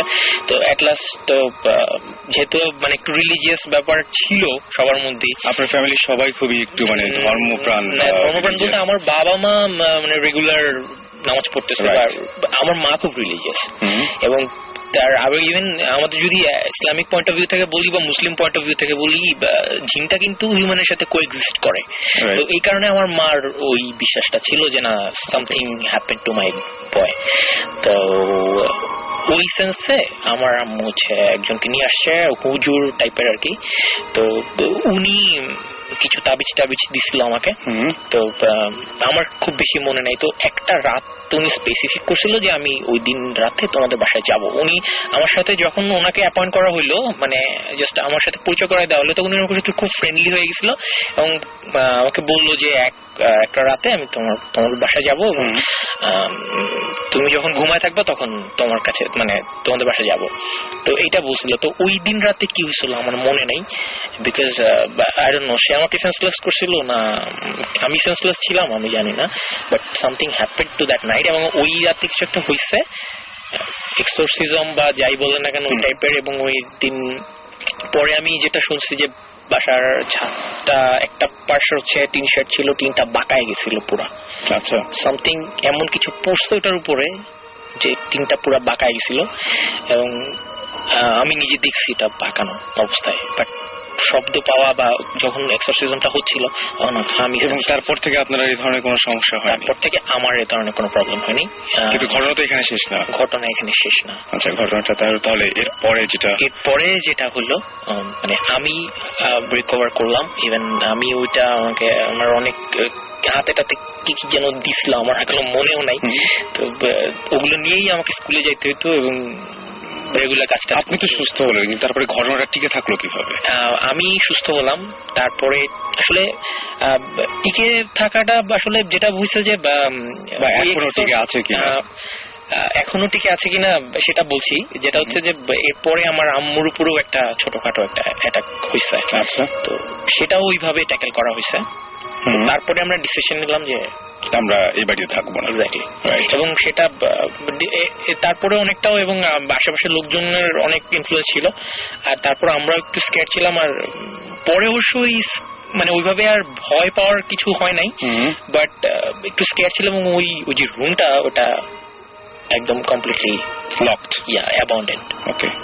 এবং ওই বাসাটাতে এখন আর মানে আমরা পরে যখন চলে আসার সময় ভাড়া হয়েছিল, আমরা ওটা এখনো ভাড়া দিতেছি। তাদের সাথে কোনো প্রবলেম হচ্ছে না? তাদের সাথে তারা শেয়ার করছে না। এবং এক্স্যাক্টলি, কিন্তু আসলে যেটা হচ্ছে যে আমরা কিন্তু কাউকে বলি নাই। আচ্ছা, ওই রুমটা তো রাইট, ওই রুমটা তাহলে কি অবস্থা? যে রুমটাতে লকড, তার মানে ওটা ভাড়া হয় না কখনো? ওটা আমরা দেই না। আচ্ছা, ভাড়া দেন না? হ্যাঁ, আমরা বলিও না যে কেন দিন না। এবং ওইটা বন্ধ থাকলে আর কোনো বাড়িতে ওই বাড়িতে কোনো সমস্যা হয় না? না, এখন পর্যন্ত আমরা এরকম কোনো কিছু পাই নাই, বা হইলেও হয়তো তার ওইভাবে শেয়ার করে নাই। যে আমরা যদি তাকে বলে রাখতাম যে ওখানে একটা প্রবলেম আছে, তারা কিন্তু ছোটখাটো ব্যাপারগুলো নিয়ে বলতো যে না এটা কিন্তু ওই কারণে হইতে পারে। সো এই কারণে আমরা তাদের কোনো ধরনের কোনো আগে থেকে ইয়া করিনি, জিজ্ঞেস করিনি বা তারা বলিও নাই, দরকার নাই। ঠিক আছে, ইটস অলরাইট, ওটা থাক।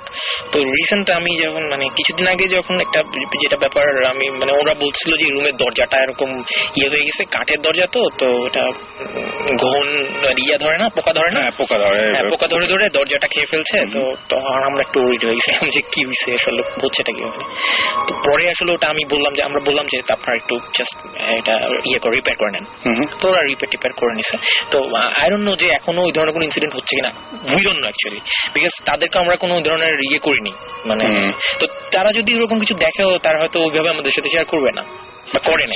শেয়ার করার কোনো কারণ নাই, সাধারণত এই সমস্ত জিনিস মানুষ শেয়ার করতে চায় না, করে না। আর মানে এটা তো সবাই ফার্স্ট টাইমই বলে যে দূর এগুলো ভুয়া। সো এটা তো মানে এই পর্যন্তই তো গল্পটা ছিল, মানে হ্যাঁ, গল্পটা গল্পটা আসলে এই পর্যন্তই, গল্পটা এই পর্যন্তই ভাই। আসলে।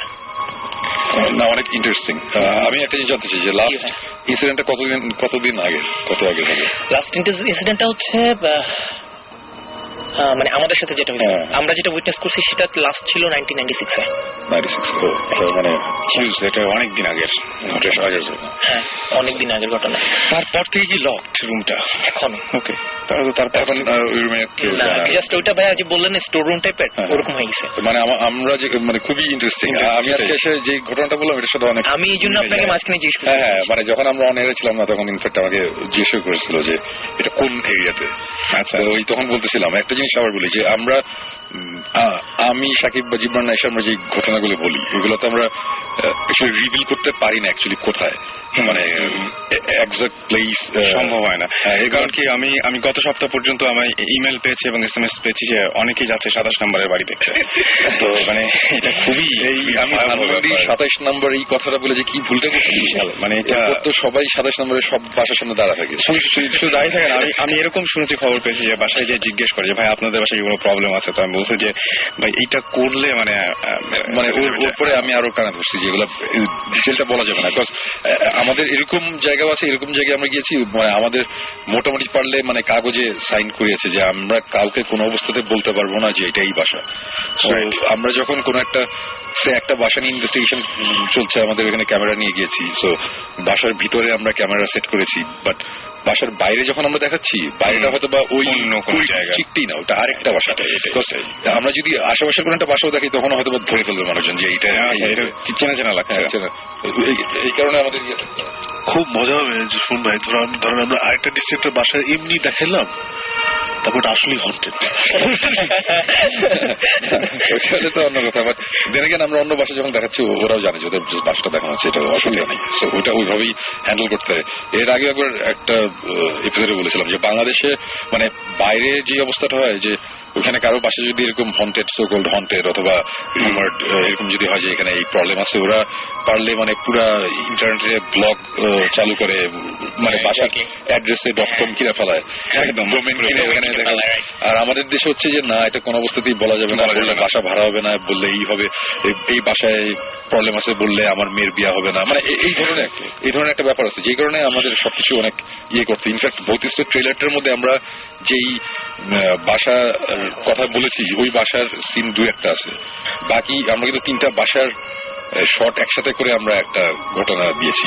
আচ্ছা, মানে অনেকেই মনে করতে পারে যে ওই যে বাসাটা দেখিয়েছি ওই বাসার ভিতরে না, ওই যেটা বাসাটা দেখিয়েছি ওটা ঢাকার একটা বাসা, আর ওই সামওয়্যার খুলনা যেটার ওই ফ্যান পড়ার ঘটনাটা আরেকটা বাসা, মানে এক জায়গা থেকে আমরা একসাথে জোড়া লাগিয়ে দিয়েছি, সো দ্যাট মানুষজন বুঝতে না পারে। তার মানে শুধুমাত্র ঘটনাটা ঠিক আছে কিন্তু জায়গাগুলো বা প্লেস গুলো একেবারে পুরোপুরি। প্লেস মানে কি, আমরা সামার ইন খুলনা বলছি তো ওটা খুলনার আশেপাশেই না, ওটা অন্য জায়গায়, ওইটা আমরা ক্লিয়ার করিনি, করলেই প্রবলেম।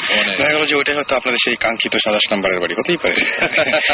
তো যাই হোক, আমরা একটু বলি যে আমাদের SMS করেছেন, দেখতে পাচ্ছি ফারিহা SMS করেছেন, দীপ, শুভ, আরাফাত SMS করেছেন, কুইন অফ স্মাইল SMS করেছেন, বৃষ্টি রাজশাহী থেকে, রাকিব নরসিংদী থেকে, এছাড়াও SMS করেছেন অশ্রু, SMS করেছেন ইসলাম, ওয়াসি, তারপরে ভাবনা SMS করেছেন, রুবেল, শম্পা, তানভীর, রাসেল, মং এবং নোমান সহ আরো অনেকে। আর আপনি যদি আপনার অনুভূতি শেয়ার করতে চান তাহলে শাউট লিখে স্পেস দিয়ে আপনার নাম লিখে স্পেস দিয়ে আপনার মেসেজ লিখে পাঠিয়ে দিন 9840 নাম্বারে। আমরা যত্নের সঙ্গে আপনার SMS গুলো সংরক্ষণ করি এবং আপনার SMS গুলো যেমন গত সপ্তাহের SMS গুলো এই সপ্তাহে আমি কিছু পড়েছি, সো চেষ্টা করবো আপনার SMS রিড আউট করার। ওকে, আমরা সুমনের কথা শুনছিলাম। হ্যাঁ, মানে ওইটাই বলছিলাম যে আমাদের দেশে অ্যাকচুয়ালি এগুলো হ্যান্ডেল করা অনেক কঠিন। মানে কোন জায়গায় গিয়ে মানে আমরা অ্যাকচুয়ালি এই ধরনের কোনো রেডিও বা টিভি অনুষ্ঠান তো আগে কখনো হয়নি, রাইট? আমরা যদি কোথাও গিয়ে বলি যে আমরা ভৌতিস টিম আমরা এসেছি এই করতে, সবাই তখন হাঁ করে তাকা থাকে, সেটাই ব্যাপার, টিম ভৌতিস এটা কি, মানে যদি বলি যে ভূত দেখতে আসছি ওটা শুনলে হাসে, আবার কেউ বলে যে না এগুলা ঠিক না, মানে অনেক ধরনের প্রবলেম আমাদের ফেস করতে হচ্ছে এবং এখনো করতে হয়। বাট দেন এগেন আমরা এটা এনজয় করি দেখেই এটা করছি আর কি। আমরা এখনো পিওরলি এটা করতে পারছি বিকজ আমরা গিয়ে বলি এটা হচ্ছে সুমন ভাই, এটাকে নিশ্চয়ই চিনেন, অর্থনীতি উনি একটু আপনার সাথে কথা বলবেন, ও সুমন ভাই এটা অটোগ্রাফ, তো ওখান থেকে জিনিসটা ইজি হয়ে যায়। আচ্ছা, কিন্তু মানে আমি আমি আমি আমি একটা এক্সপিরিয়েন্স করেছিলাম যে আমি একবার এরকম বেরিয়েছিলাম রাস্তায়, আমার একজন কলিগ এবং আমাদের মানে বস বলবো, তার সাথে বেরিয়েছিলাম আমি। বেরোনোর পরে রাস্তায় বেরোনোর পরে প্রথমে যখন আমরা বললাম যে আমরা আসলে ভূত দেখতে আসছি, বলে কি আপনারা কি করেন? আমি বললাম যে না, মানে আমরা এমনি দেখতে আসছি যে এখানে এরকম ঘটনা আছে, এরকম শুনছিলাম তো এরকম কোনো কিছু ব্যাপার স্যাপার আছে, আপনারা কি করেন? এবং তারপরে খুব সন্দেহের চোখে তাকাতে শুরু করলো, এবং তারপরে যেরকম শুরু করলো যে কয়েকজন লোকের দিকে তাকালো, ওরাও এগিয়ে আসলো, এগিয়ে এসে আপনারা কি করেন? তখন দেখলাম যে এই জায়গাটা আর বেশিক্ষণ থাকা যাবে না, তারপরে চলে এসেছি। তো এরকম প্রবলেমে নিশ্চয়ই পড়তে হয়, এবং মানুষজন আসলে ভাবে যে মানে মানে দেখা যায় কি, আমি সত্যি কথা বলতে যে কাউকে এই পর্যন্ত এই ভূত এফএমএ বা ভূত স্টিমের বাইরে যাদেরকে দেখেছি যে কেউ কোনোদিন ভূতের কোন একটা ঘটনা বলতে গেছে বা এরকম প্যারানর্মাল কোন একটা ব্যাপার স্যাপার বলতে গেছে, সঙ্গে সঙ্গে একটা মানে মতামত যায়, হ্যাঁ হতে পারে, মানে আমি একটা মানে পুরোপুরি আমার সামনে ঘটা এবং উইটনেস সহ যখন আমার একটা ফ্রেন্ডকে বললাম যে জানিস এরকম ঘটনা ঘটেছে, তো বললো যে এরকম তো হতেই পারে। তখন কেমন করে হতে পারে, তো বলছে হয় না, ব্যাপারটা আসলে এরকমই হয়। হ্যাঁ, আবার যেমন আমার এক ফ্রেন্ড আছে, সে ভূত জিন প্রেত মানে কিছু বিশ্বাস করে না, কিছু করে না। আচ্ছা, ও আবার রাতে আবার একদিন এই ভূতের গল্প করছি, ও আবার একটু ভয় পেয়েছে। তো আমি বললাম যে তুই কেন, মানে কিসের ভয় পাচ্ছিস তুই? তুই তো ভূত বিশ্বাস করিস না। না কিসের জানি না আবার ভয় লাগছে, ব্যাপারটা হচ্ছে এটা। মানে ভয় জিনিসটা তো আমাদের একটা মানে আমাদের মধ্যেই আছে জিনিসটা।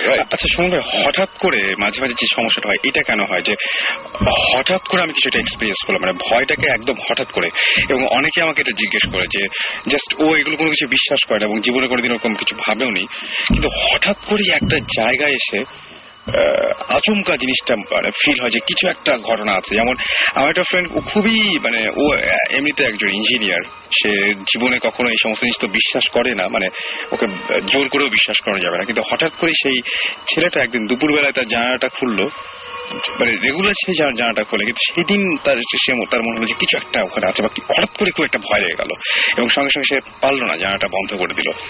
এই জিনিসটা কেন হয় যে এই যে সার্টেন একটা চেঞ্জ চলে আসে মানুষের মধ্যে? হয় কি, অ্যাকচুয়ালি অনেক সময় আমরা কখনো একটা গল্প শুনলাম বা কিছু একটা দেখলাম, একটা হরর মুভি দেখলাম বা যাক খুশি হতে পারে কোন একটা কারণে, হয়তোবা আমি অনেক সাহসী, আমার এগুলো ভয়টা নাই, আমার বিশ্বাস নাই এগুলোতে, বাট ওই মনের ভেতর কোনোভাবে হয়তোবা ওই সাবকনশিয়াসে ভয়টা রয়ে যায়। আচ্ছা, তারপর দেখা যায় যে খুব সিম্পল একটা ছোট একটা কারণে, আমি কয়েকদিন আগে একটা করেছিলাম, গল্প বলেছিলাম, টাওয়ার অফ সাইলেন্স। রাইট, হ্যাঁ, তো ওই টাওয়ার অফ সাইলেন্সের গল্পটা শুনেছিলাম দুপুর বেলায় কোন একটা চাইনিজ রেস্টুরেন্টে, আমার ফ্রেন্ডরা বসে গল্প করছিলাম তখন শোনা।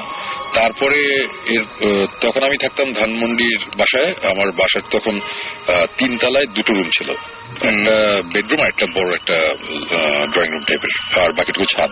আমি ওই 3 তলায় একাই থেকেছি বছর আমি ওখানেই থাকতাম, এবং ওই গল্প শুনে কিন্তু আমার কোনো ভয় লাগে নাই, I was fine, I was totally ওকে। রাত্রেবেলা আমি গিটার বাজাতাম, কখনো খিদা লাগলে আমি তখন 3 তলার ছাদ তো এটা, মানে 3 তলা থেকে আমি 2 তলা নামতাম, 2 তলার কিচেনে ফ্রিজ ছিল, ফ্রিজ থেকে খাবার টাবার নিতাম।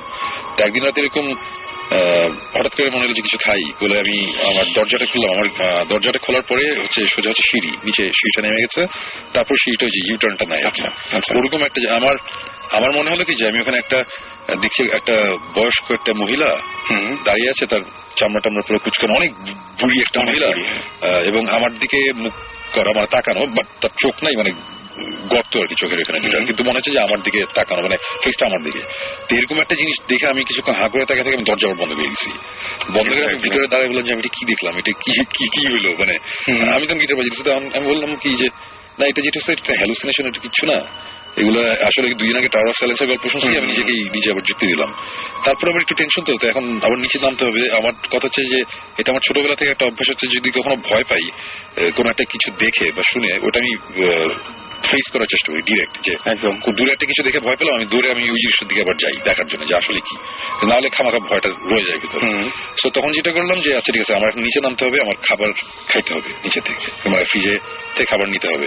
সো আমার কাছে কিছু ছিল না, ওই নিলাম, ওই একটা পোস্টার ছিল আমার ক্লিন্ট ইস্টউডের রোল করা, অনেক পুরোনো, শক্ত হয়ে গেছে, মানে ছিল ওইটা লাঠির মতন হাতে নিলাম, নিয়ে দরজাটা খুললাম, খুলে দেখি নিচে কিছু নাই। এবং আমি তখন ওটা নিচে গেলাম, নিচে গিয়ে আমি ফ্রিজ থেকে খাবার কি খেলাম টেলাম, খেটে আবার উপরে আসলাম, আমি ঘুমাইলাম ওই দিন রাতেবেলা, আমার কোনো প্রবলেম নেই। এরপরের দিন রাতে কোনো প্রবলেম নাই। থার্ড নাইটে রাত্রেবেলা শুয়েছি, হঠাৎ করে টুক করে একটা কথা জেনে আওয়াজ হলো, যে হয় না মাঝে মধ্যে, এটা খুব বেশি হয়, এটা অনেক হয়, কনসিয়াস হয়ে গেলে তো বেশি হয়। এবং তখন আমি কনসিয়াস কিছু না, এরকম টুক করে একটা আওয়াজ হলো, ওই আওয়াজের পরে আমি 3-4 রাত ঘুমাতে পারিনি। তো আমার কথা হচ্ছে যে আমি এইখানে ভয় পাইলাম কেন, এটা আমার ভয় পাওয়ার কথা না। ভয় পাইছি ওই অ্যাকচুয়ালি 3-4 দিন আগে কিন্তু আমার ওই ভয়টা ভিতরে ছিল, সাবকনশিয়াস মাইন্ডটা আটকা ছিল অ্যাকচুয়ালি জিনিসটা, ওটা তখন বের হয় আর কি।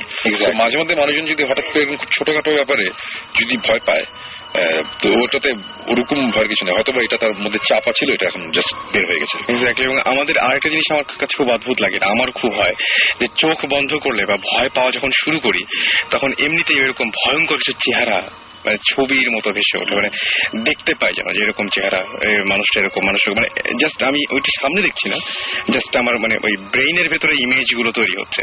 এই ইমেজ গুলো কোথেকে আসছে আল্লাহ জানে। মানে ব্যাপারটা হচ্ছে যে এগুলো আমি বলবো আমাদের সবারই সাবকনশিয়াস মাইন্ডের একটা ব্যাপার। মানে তার মানে কি আমি কোনো দিকে এক্সপিরিয়েন্স করেছিলাম বা ওইরকম কিছু দেখেছিলাম, না হলে এই জিনিসগুলো তৈরি হয় কিভাবে? নট নেসেসারিলি যে আমি জিনিসটা এক্সপিরিয়েন্সই করতে হবে, হয়তো বা আমি ছোটখাটো মানে ফ্ল্যাশ অনেক ধরনের ঘটনা একসাথে মিলিয়ে আমার তারপরে জিনিসটা আমি যতখানি কল্পনা প্রবণ হব, আমি যতখানি ক্রিয়েটিভ, আমি ততখানি একটা জিনিস দেখতে পারবো। ডেফিনেটলি ভ্যারি করে আমার মনে হয়। কিছু বলো সবাই, এই আপনি যে একটা বইয়ের কথা বলেছিলেন না, যে পজিশন ইন ইসলাম নাকি জানি, সেটা আই থিঙ্ক কিছু লোক জানতে চাইছে বইটার নাম। ওটা হচ্ছে ওয়ান থিং। আরেকটা হচ্ছে যে ও, আমি না ওনার নামটা ভুলে গেছি, তার এক গল্প বলার সময় আপনি বেশ করে মাথা নাড়তেছেন, এটা কেন? মনে হয় আপনি কিছু একটা ওখানে লিঙ্ক খুঁজে পেয়েছেন মনে হয়, ওটা একটু বলেন। একটা জিনিস মিস করছি, যেটা হচ্ছে মিস করছি বলতে যেটা আর একটু স্ক্যারি ছিল, আমি মানে কথার মধ্যে হারাই ফেলছিলাম। প্লিজ। সেটা হচ্ছে যে আমার নিজের কাছে অনেক স্ক্যারি, যেটা হচ্ছে যে মানে ওই জিনিসটা তো আমি টের পেতাম না যখন আমি পজেস ছিলাম, তখন তো যে নিজেকে হার্ট করার ব্যাপারটা আমি টের পেতাম না, কিন্তু একটা জিনিস আমি টের পেতাম, এবং সেটা 2 বছর বা 3 বছর আগে পর্যন্ত আমার সাথে ছিল। সেটা হচ্ছে যে লাইক আমি ঘুমাচ্ছি, আমার সময় কিছু খেয়াল থাকতো না, আমি ঘুমাই গেছি, তো ঘুমের একটা পর্যায়ে মনে হতো যে সামথিং ইজ দেয়ার। হ্যাঁ, আমি এই জন্য কয়েকদিন লাইট জ্বালায় ঘুমাইছি। তো আমার লাইট জ্বালায় ঘুমানোর অভ্যাস ছিল না, ওইটার জন্য আমার অনেক আগে থেকে তো করতে হয়েছে। সামথিং ইজ দেয়ার মানে আমি যখন ঘুমাচ্ছি তখন প্রথম মনে হতো যে কিছু একটা আছে, কিছু একটা হয়তো আমাকে পুশ করছে বা আমার পাশে শুয়ে আছে, এই টাইপের প্রথম মনে হতো এটা। তো যখন আমার এটা মনে হতো, আমি জাস্ট হাত দিয়ে নিজেকে কি করা যে না আসলে কেউ নাই, এটা ফার্স্টে গেল। দেন ফোবিয়াটা বাড়লো কিভাবে, নেক্সট আমার মনে হতো যে কেউ আমাকে জড়ায় ধরতেছে, এটা। তো তখন অনেক বেশি মানে অ্যানয়িং লাগতো জিনিসটা, যে হচ্ছেটা কি। তারপরে যেটা হলো যে আই ফিল লাইক কেউ আমাকে আমার নেকে প্রেস করতেছে। প্রেস বলতে কি, সেটা প্রেস এভাবে না, মানে জাস্ট উপর থেকে না। আচ্ছা, আমার মাথাটা এক হাত থেকে ধরে আর বডিটা এক হাত থেকে ধরে ভেঙে ফেলার চেষ্টা করতেছে। ওকে, লাইক এরকম জিনিসটা যে আমি এভাবে পুতুলের মতো, যে পুতুলের মতো একটা গুড়া কাঠ ভাঙলে যেরকম আমরা ভাঙি, এক্স্যাক্ট সেই জিনিসটা হচ্ছিল। যে সাপোজ একটা স্ট্যাম্প ভাঙলে আমরা যেভাবে ভাঙবো, রাইট, স্ট্যাম্প ভাঙলে বা আমরা পাটকাঠি ভাঙলে বা কঞ্চি ভাঙলে যেভাবে ভাঙবো, সেম জিনিসটা চেষ্টা করতেছে ভাঙার। মানে এটা অনেক স্ক্যারি ভাই, আমি আপনাকে বলে বুঝাইতে পারবো না। এটা দূর হলো কিভাবে? এটা কি দূর হয়েছে নাকি এখনো মাঝে মাঝে হয়? না, এখন আর হয় না।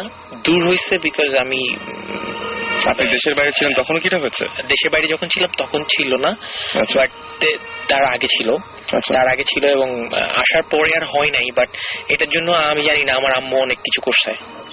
আমার আম্মুকে আমি শেয়ার করছি জিনিসটা, যে আম্মু আমার এটা হচ্ছে, এবং ইভেন যাই কিছু হোক আমি আম্মুর সাথে শেয়ার করি, সুপার ন্যাচারাল, প্যারানর্মাল, নর্মাল যাই হোক, যে আম্মু আমার এটা হয়েছে ওইটা হয়েছে। তো আম্মু আবার মাঝে মাঝে দেখা যেত যে এরকম যে জিজ্ঞেস করতো তোর কি এটা আছে, না আম্মু নাই, আচ্ছা তাহলে তুই একটু আয়। তো দেখা যেত কিছু একটা করে টাকা বা কিছু একটা জিনিস আমার গায়েটায় বুলায় টুলায় নিয়ে চলে যাচ্ছে। আমাকে বলতো না যে সে কি করতেছে বা কোথায় কি করতেছে, আমি যে শেয়ার করতাম আম্মু এটা হচ্ছে। তো আম্মু কি করতো এটা আম্মুর ব্যাপার, আমি জানি না। তো এটাও শেয়ার করছিলাম যে আম্মু আমার এটা হচ্ছে। ওকে। তো ওই জিনিসটা মানে ইভেন ওটা তো ফার্স্টে আমার মনে হতো যে কেউ ট্রাই করতেছে, প্রেসার করতেছে। একটা পর্যায়ে আমি শব্দটা পর্যন্ত শুনতে পাচ্ছি, যে ঘাটটা নড়লে যে মট করে একটা আওয়াজ হয়, বুঝতে পারছি। মানে I was like I swallowed my tongue. এবং আমি মাঝে মাঝে উঠে যেতাম, উঠে আমার দম বন্ধ হয়ে যেত, এরকম একটা অবস্থা হতো। এবং জিনিসটা অসম্ভব রকম স্ক্যারি ছিল, মানে আই ওয়াজ লাইক, মানে এটা আমি বলে বুঝাইতে পারবো না কি পরিমাণ স্ক্যারি ছিল।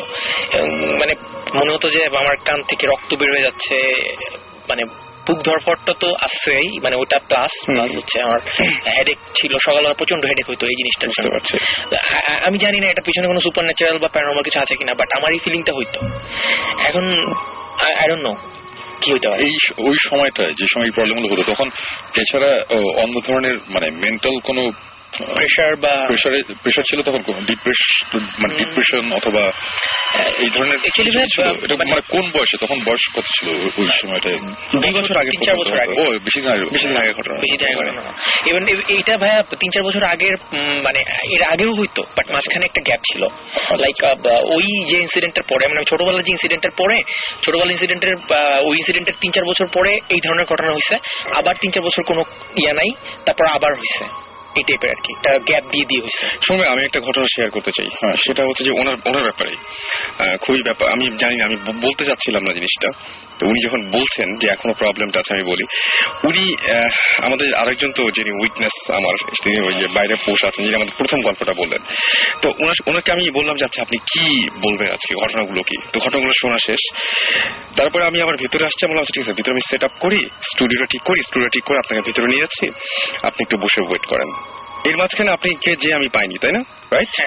এবং উনি যেখানে ছিলেন আরেক জায়গায় ছিলেন, আমি জাস্ট ঢোকার সঙ্গে সঙ্গে উনি বললেন যে মানে তার সঙ্গে যে আরেকজন যিনি আমাদের প্রথম গল্পটা বলেছিলেন, তিনি বললেন যে আচ্ছা উনি একটু বাইরে গেছেন।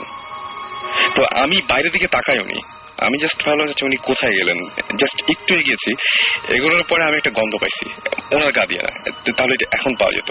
খুব অদ্ভুত ব্যাপার, ইলেকট্রিক তার পুড়ে গেলে যেরকম একটা গন্ধ হয় না, যে তার পুড়ে গেলে বুঝতে পারি। আমি সঙ্গে সঙ্গে ছাদে জাস্ট আমি সিলিং এর দিকে তাকিয়েছি, যেখানে কি এসি কোনো ঝামেলা হয়েছে নাকি। আমি সেন্ট্রাল এসি ওখানে থাকে, ওইখানে তাকিয়ে একটু ওপরের দিকে ইয়ে করছি, না গন্ধটা যেদিক দিয়ে আসছে গেছি, এবং ওনাকে পেয়েছি। আমি জিজ্ঞেস করেন, উনি বাইরে ছিলেন না, উনি যে জায়গায় ছিলেন ওখানে জাস্ট একদম ওইখানে পৌঁছে গেছি, গন্ধটাকে ধরে আমি ওখানে চলে গেছি। এবং আমাকে ওই ছেলেটা বলছে যে ও বাইরে গেছে, আর আমি চলে গেছি একদম পুরোপুরি গন্ধ ধরে যে না এইদিকে থাকতে পারে। আমি ওখানে গেছি এবং ওখানে দেখে আমি চমকে উঠছি। আমি সঙ্গে সঙ্গে বললাম যে আমি আসলে বাথরুমে, আপনি বুঝতে পারছেন আমি কিছু করতে যাই নাই। এটা আপনি আমার সাথে কেন শেয়ার করেন আগে সেটা বলেন। মানে আমি গেটিং স্কেয়ার্ড নাও। এবং আমি না, মানে জাস্ট আমি কোনো কিছু না, আমি জাস্ট একদমই কোনো কিছু মনে করে বাথরুমে ঢুকি নাই। জাস্ট মানে উনিও বুঝতে পারছেন বেশ অসুস্থ নিয়ে আমরা দুজন বেরিয়ে চলে আসলাম। আবার এটা হচ্ছে আজকে একটু আগে। ওকে, এখানে আরেকজন বলছে যে ভয় লাগতেছে, একদম ভয়ের কিছু নাই, আসলে ভয়ের কিছু নাই। মানে আমি জানি না স্মেলের আচ্ছা না আমি জানি না যে স্মেলের সাথে আসলে কিছু নাই, বাট জিনিসটা এই মোমেন্টে আমার কাছে একটু স্ক্যারি মনে হচ্ছে। আই ডোন্ট নো, বাসা গেলে হয়তো ঠিক হয়ে যাবে। বাসা গেলে অবশ্যই ঠিক হয়ে যাবে। কি বলছিস ভাই? নট রিয়েলি, অবশ্যই ঠিক হয়ে যাবে, এটা হয়ে যাবে সেটাই। I don't know. ঘটনা খুব ইন্টারেস্টিং লাগলো। এটা যদি রিসেন্ট আশেপাশে কোনো ঘটনা হতো তাহলে ডেফিনেটলি আমি চেতাম ওই বাসাটায় যাই গিয়ে দেখি রাতের বেলা। আমার যেটা মনে হয় যে মানে 2 বছর আগে পর্যন্ত ওনার সাথে প্রবলেম হয়েছে, 2 বছর আগে পর্যন্ত যদি প্রবলেমটা বাসার সাথে হতো, বা কিন্তু একটা কাজ করা যেতে পারে যে ওই জায়গায় গেলে হয়তো আপনারা ওই বাসাটা ভিজিট করে একটা জিনিস, ওই যেটা ভাইয়াকে শেয়ার করছিলাম আপনাদের সাথে শেয়ার করা হয় না, সাথে শেয়ার করা হয় না, যেটা হচ্ছে যে পজিশন বা এই ব্যাপারগুলা, যে ব্যাপারগুলা এগুলা তো আমি আপনাকে বলছিলাম যেটা, যে এটা আসলে আমার মা প্লাস আমার যে আন্টি তার সাথেও হয়েছে কিছু। ইভেন আমার আম্মুর যে দাদা ছিলেন, মানে আমার নানা ভাইয়ের আব্বা, উনি মানে আমার শোনা আম্মুর কাছ থেকে যে উনি কিছু সুপার ন্যাচারাল ফোর্সের মানে তার কাছে অ্যাডপ্ট করা ছিল আর কি, সে কন্ট্রোল করতে পারতো বা সামথিং কিছু একটা করতে পারতো, বা সে খুব সুফি টাইপের মানুষ ছিল। জিন পোষা টোষা ওগুলো আমি বিশ্বাস করি না, বা সেগুলো সে করতো না, বাট তার সাথে কিছু সুপারন্যাচারাল ব্যাপার হয়েছে এবং সে জিনিসগুলো উইটনেস করছে, এবং সে ওখানে গিয়ে বা তাদের ইভেন যখন মানুষ দেখে তখন কিন্তু মানুষ পুরো নাম হয়ে যায় যে আমি কি দেখতেছি, আমার হাত পা অবশ্যই হয়ে গেছে, বাট সেই টাইপের কিছু হয় নাই। সে কিন্তু সাহস করে সেখানে যাইতো, মানে যাই দেখতো সে সাহস করে যাইতো যে ওখানে কি হচ্ছে আমি যাই, এবং যায় সেই জিনিসগুলোকে সে হ্যান্ডেল করতো। এবং তার প্রচুর ঘটনা আছে এরকম যে আম্মুর মুখ থেকে শোনা, মানে প্রচুর হাজার হাজার ঘটনা, তো বলে শেষ করা যাবে না। তো যেটা একটা ছোট্ট একটা ইন্টারেস্টিং ঘটনা আছে যেটা আমার এখন মনে পড়লো হঠাৎ করে, যে আম্মু আমাকে বলছিল একদিন আর কি, যে মানে ওই যে আম্মুর যিনি দাদা, তো উনি ওই যে রাতের বেলা ভোর রাতের দিকে বের হতেন মানে আজানের আগে। তো আমাদের ওনার নিজের প্রচুর ছিল, মানে প্রপার্টি ছিল গ্রামে, এখনো আছে। তো ওনার বিয়ে বলে না, হচ্ছে যে ঘের, হ্যাঁ ঘের টের ছিল, মাছের চাষটা হতো এটাও এই টাইপের। তো ঘেরের সাথে হচ্ছে আবার ছোট একটা নদী, ওটা কেটে আবার লাগাই দেওয়া হয়েছিল যাতে পানিটা ঘোলা না হয় বা নষ্ট না হয়, মাছের জাল দিয়ে যাতে মাছগুলো আবার বেড়ে না যায়। তো উনি আবার ওই ঘেরটার দেখাশোনা করতো, নিজেই করতো, যাইতো। তো ওই টাইমের একটা পর্যায়ে মানে সকালবেলা ভোর রাতে আজান পড়েনি এখনো, তো ওই সময়টাতে উনি একদিন গেছে। তো যাওয়ার পরে উনি একা ছিলেন, ওনার সাথে আরেকজন ছিল। তো ঘটনাটা এরকম হয়েছে যে জাস্ট ওই যে লোকটা ওনার সাথে ছিল, উনি ওই লোকটাকে বলছে কি তুমি নৌকাটা নিয়ে একটু ঘুরে দেখো চারদিকে যে জালটা ঠিক মতো আছে কিনা, সবকিছু মানে মাছগুলো ঠিক মতো আছে কিনা, বা খাবার টাবার দেওয়া হয়েছে কিনা এই টাইপের। তো ওই লোকটা নৌকা নিয়ে বের হয়ে গেছে, ঘেরের ভিতর থেকে ঘুরে আসবে। ঠিক এই সময়টাতে মানে উনি দাঁড়ায় ছিল, যে আমার যে দাদা উনি দাঁড়ায় ছিল পাড়ে, আর ওই লোকটা ছিল হচ্ছে নৌকাতে ওই পাশে। তো উনি যেটা দেখলেন, আমার আম্মু যেটা বলছে যে উনি দেখছেন যে মানে ফানি বাট স্ক্যারি, যেটা হচ্ছে যে সামথিং ইজ ইউরিনেটিং। আচ্ছা, ঘেরটা লাইক 1 বর্গ মাইলের মতো হবে চওড়া। তো যে জিনিসটা ইউরিনেটিং মানে হিসু করতেছিল, মানে যেটা স্ট্রেট বলার যে হিসু করতেছিল, সেটার একটা পা ছিল ঘেরের একদিকে আর একটা পা ছিল আর একদিকে, এবং পুরো বডিটা সিলভার লাইটের মতো চকচক করতেছিল, এরকম একটা ব্যাপার, খুবই স্ক্যারি। এবং সে দুই পাশে দুইটা পা দিয়ে সে মানে ইট ওয়াজ ইউরিনেটিং অন দ্য ম্যান যে বোটে ছিল, এবং সেই লোকটাও ওইখানে সেন্সলেস, মানে এরকম একটা ব্যাপার। এবং তখন মানে যে আমার যে আম্মুর যা দাদু, উনি সামহাউ ডিড সামথিং, জানি না কিছু একটা করছে, যার কারণে সেই জিনিসটা বেশিক্ষণ স্টে করেনি ওখানে। মানে এই ধরনের ছোটখাটো ব্যাপার আমাদের সাথেই, মানে আমাদের রাইট আমাদের জেনারেশনের সাথে অনেক কিছু হয়েছে। আমি আমার আব্বুর দিকটা জানি না, আম্মুর দিকটা জানি, যে এই টাইপের রিলিজিয়াস ব্যাপার আমি জানি না, তারা হয়তো খুব রিলিজিয়াস বলে জিনিসগুলো হচ্ছে, বাকি না এটা অ্যাকচুয়ালি মানে আমি বুদ্ধিস্ট বেসিক্যালি সুমন ভাই আর জিবরা অনেক কিছু বিশ্বাস করে, আমি হচ্ছি ভেরি স্কেপটিক্যাল। রাইট, এতদিন সুমন ভাই আমেরিকা ছিল দেখে আমি খুব অভিনয় করেছি যে আমি আসলে বিশ্বাস করি, আসলে আমি খুব স্কেপটিক্যাল। সুমন ভাইয়ের সাথে আমার প্রায় ঝগড়া হয় শুনলে। সো আই থিংক বুঝতে পারছি ভাই, আপনি অনেক স্ট্রেট, মানে অনেক কড়া কথা বলেন না, যেটা আমরা যেমন বুদ্ধিস্টে চেষ্টা করেছি যে খুব পুরনো স্টোরি আমরা ঘাটাচ্ছি না, মোটামুটি সে 70s 60s এর পরে। এটা একটা কারণ হচ্ছে কি, তখন তো লাইফস্টাইল ডিফারেন্ট ছিল। আপনি যে কথাগুলো বলছেন, এই কথাগুলো আমি গ্যারান্টি দিচ্ছি আপনাকে, যে কোনো ফ্যামিলি দাদার আগের জেনারেশনে এরকম অ্যাটলিস্ট 20টা স্টোরি থাকে। আমি নিজে এখন আপনাকে 6টা বলতে পারবো। সেটাই আমি কিন্তু ইনভেস্টিগেশন বা কিছুর জন্য না, আমি জাস্ট বলছি এইসব স্টোরি আসলে ওইটাই, মানে এগুলা শুনতে মজা লাগে ওই পর্যায়ে, পপস অন দ্য হেড আর কিছু। এইটাই আর কি, শুনতে মজা, but urinating on somebody's boat, right, এটা শুনে আসলে স্কেয়ার্ড হওয়ার কিছুই নেই, কিছু না। বাট জিনিসটা যিনি দেখছেন উনি তো নাই, রাইট, উনি তো নাই। আমরা যারা শুনবো আমাদের কাছে আসলে জিনিসটা, আমি যেমন আপনাকে বলছি যে ফার্স্টে যেটা বলছি যে ভাই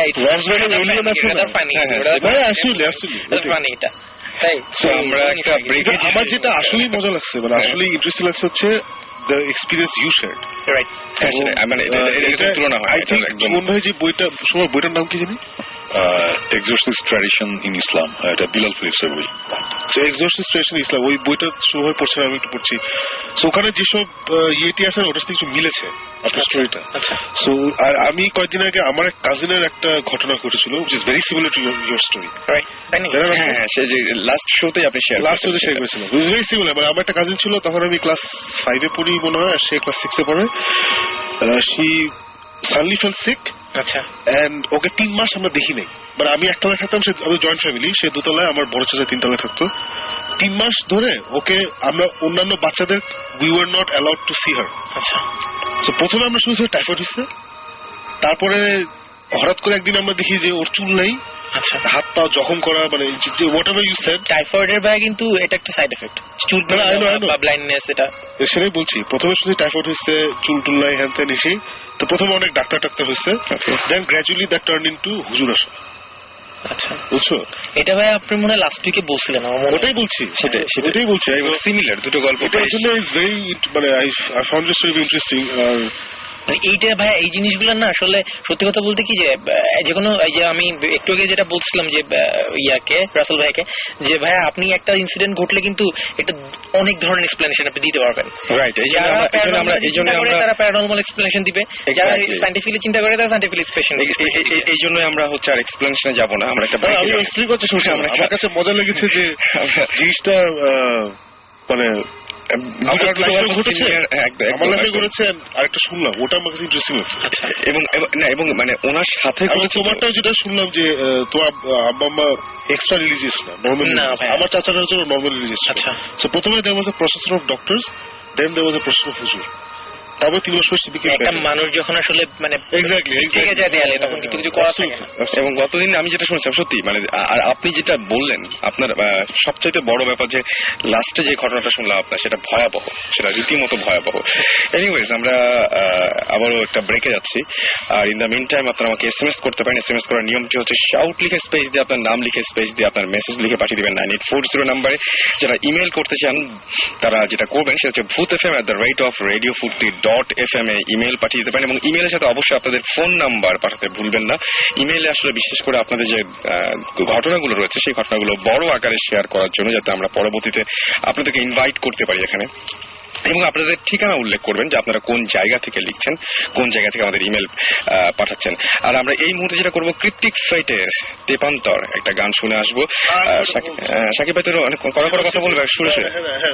অনেকেই SMS পাঠাচ্ছেন বা আমাদেরকে জিজ্ঞেস করছেন, যে অনেকে SMS পাঠাচ্ছেন, জিজ্ঞেস করছেন আমরা কোন চ্যানেলে যাচ্ছি। সো চ্যানেল লিস্ট আমরা ব্রেক থেকে এসেছি।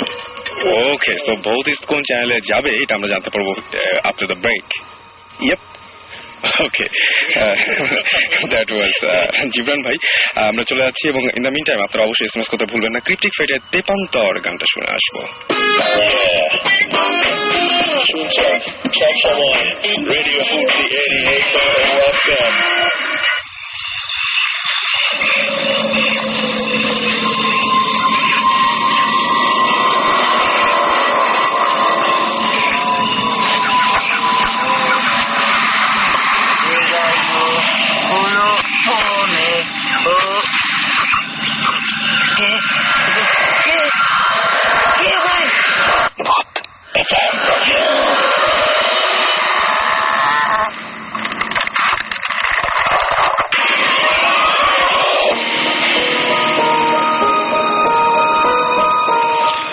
শুনছেন সবসময় রেডিও ফুর্তি, চলছে ভূত FM, সাথে আছি রাসেল, এবং আমার সাথে রয়েছেন সুমন ভাই, জিবরান ভাই এবং সাকিব ভাই।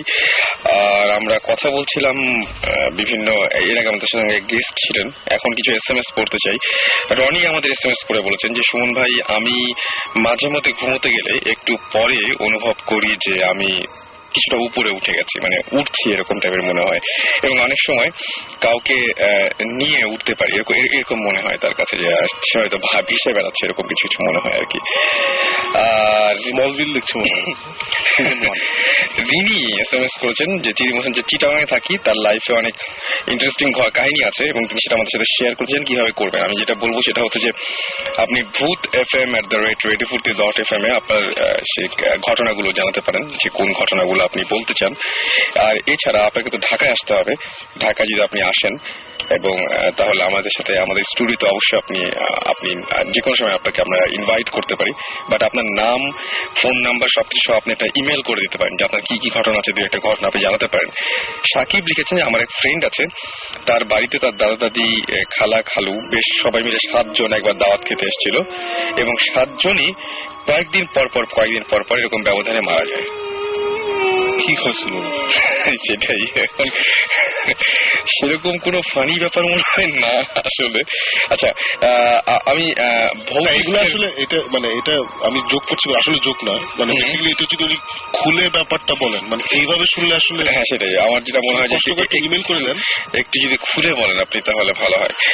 আচ্ছা, আমি যেটা বলবো যে একটা আমরা এই মুহূর্তে আমি একটা ইমেল অ্যাড্রেস পেয়েছি, সেই ইমেল অ্যাড্রেসের আগে আমি একটা ঘটনা বলবো। আমাদেরকে SMS করেছেন Avik Das, Khulna model school and কলেজে পড়াশোনা করেন তিনি ইমেল করেছেন এবং তিনি জানিয়েছেন যে তিনি তার সাথে একটা অদ্ভুত ঘটনা ঘটেছে। পরে তিনি সেটা তার বন্ধুদের সাথে যখন শেয়ার করতে গেছেন তখন সেটা আর ঘটেনি। সেটা হচ্ছে তিনি রেগুলার তিনি ডেট উল্লেখ করেছেন। একটা হচ্ছে 8-10-2010, একটা 15-10-2010, এরকম দিনগুলোতে তিনি ভূত FM শুনেছেন এবং ভূত FM শুনেছেন রাত 3টা পর্যন্ত। প্রতিদিন 3টার সময় ভূত FM শেষ হয়ে গেছে, কিন্তু এবং লাস্টে যেদিন হয় সেদিন সে 3টার একটু আগে একটা ফ্রেন্ডকে বলছে কি ব্যাপার, ঘুমাইছিস নাকি তুই, ভূত FM শুনছিস না? বলছে ভূত FM তো শেষ হয়ে গেছে। বলছে আমি তো শুনতেছি এখনো। হ্যাঁ, এটা শুনে ফানি কিছু মাথায় আসছে না, আসলে ইন্টারেস্টিং লাগে। সেটাই আমার কাছে ট্রু, এটা আসলে ইন্টারেস্টিং। এবং আমি কল করেছিলাম, কল করে বলছে ভাই, তারপরে আমি আমার ফ্রেন্ডকে নিয়ে একদিন বললাম যে সে একটা মেসে থাকে, সে বলল যে আয় আমরা 100 কে শুনি, এবং সেদিন আবার ঠিক সময় শেষ হয়ে গেছে। আমি বললাম যে আপনি ঘড়ি চেক করেছিলেন? হ্যাঁ ঘড়ি চেক করছি, কারণ এটা তো ভুল হতে পারে না, যখন আমি শুনছি তখন তো আমি আমার ফ্রেন্ডকে সে তো তার ফ্রেন্ডকে ফোন দিয়েছিল, ফোন দেওয়ার পরে সে বলছে ভূত FM তো শেষ হয়ে গেছে, তুই কি বলছিস সেটা। ঘটনাটা এরকম। যাই হোক, আমি একটা সময় আমি একটা ইমেল অ্যাড্রেস দিতে চাই সবাইকে। আপনার একটু হয়তো যন্ত্রণা বাড়বে, কিন্তু দিয়ে দিই ইমেল অ্যাড্রেসটা, কি বলেন? হ্যাঁ, কোনো অসুবিধা নেই। সেটাই, আমার কাছে একটা ইমেল অ্যাড্রেস আছে, শুনলেই বুঝতে পারবেন সবাই। info@bhautist.com, এটা হচ্ছে ইমেল অ্যাড্রেস। আমি ওকে, তো এখানে আপনার ইচ্ছা করলে আমরা ইমেলটা খুলেছি, সেটাই ইয়াহুতে। আপনাদেরকে অনেক ধন্যবাদ। ইয়াহু তো দেখতে পাচ্ছি না, ইয়াহু না, Bhautist.com। অনেক ধন্যবাদ আপনাদেরকে এত সুন্দর একটা ইমেল অ্যাড্রেস দেওয়ার জন্য, এবং এইখানে আপনারা ইচ্ছা করলে আপনাদের এই সমস্ত যে প্যারানর্মাল সমস্ত ঘটনা যা কিছু আছে সেটা আপনারা ইচ্ছা করলে ইমেল করতে পারেন, ইমেল করে জানিয়ে দিতে পারেন সরাসরি Bhautist টিমকে। আর এছাড়া এখন যেটা অনেকেই আমি দেখলাম যে লাস্টে একদম যেহেতু রাত হয়ে যাচ্ছে বলছেন যে সুমন ভাই একটা মানে জাস্ট হয় না যে বেড টাইম স্টোরির মতো একটা কিছু, বেড টাইম স্টোরি রাইট, একটা কিছু শুনে দিয়ে। হ্যাঁ, টাইম অ্যাকচুয়ালি আমাদের হাতে খুব কম, রাইট। সো এখন আচ্ছা বলি, জি একটা গল্প, আমার মনে হয় একটু টাইম লাগলেও সমস্যা নাই, একটু আমরা টাইম আসতে শুনবো, রাত তো আমাদের, এই রাত আমার আপনার। আজকে একটা কমেডি শুরু হয়ে যাচ্ছে।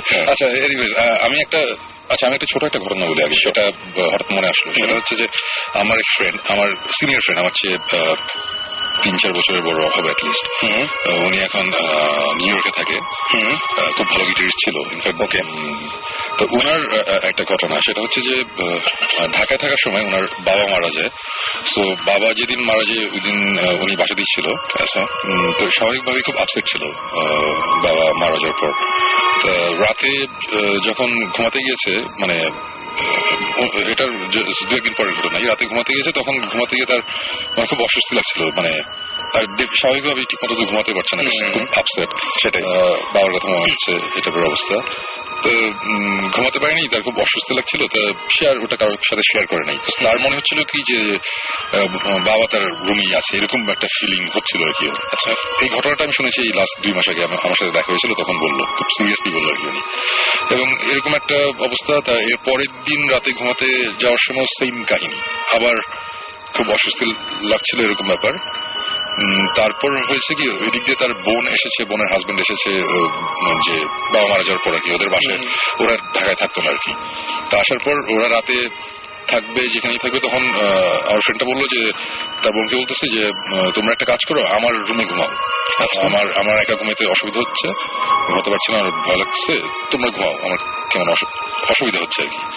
তো ওই রুমটার মধ্যে আবার খাট যেটা ছিল ওটা একটা ছোট একটা খাট, মানে ওখানে তাই যেটা করলো মাটিতে ফ্লোরিং করলো আর কি। তো মাটিতে বড় বিছানা করা হলো, ওখানে তার বোন এবং বোনের হাজবেন্ড শুলো এবং বিছানায় সে শুয়ে আছে এবং রাত্রে বেলা এরকম শুয়ে আছে, মানে ডান পাশ ফিরে শুয়ে আছে আর কি। তো হঠাৎ করে তার মনে হলো যে তার গায়ের উপরে কিছু একটা প্রেশার করছে এরকম লাগছে আর কি।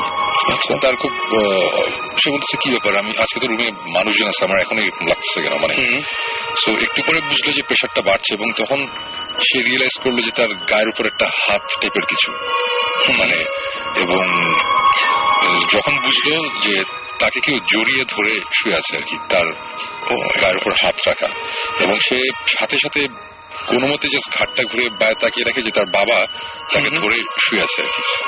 এবং এই কথাটা যখন আমার ফ্রেন্ড আমাকে বলেছে তার চোখে পানি চলে এসেছিল, মানে he was not joking or kidding, মানে সে বলছে যে আমি দেখছি যে আমার বাবা আমাকে জড়ায় ধরে শুয়ে আছে।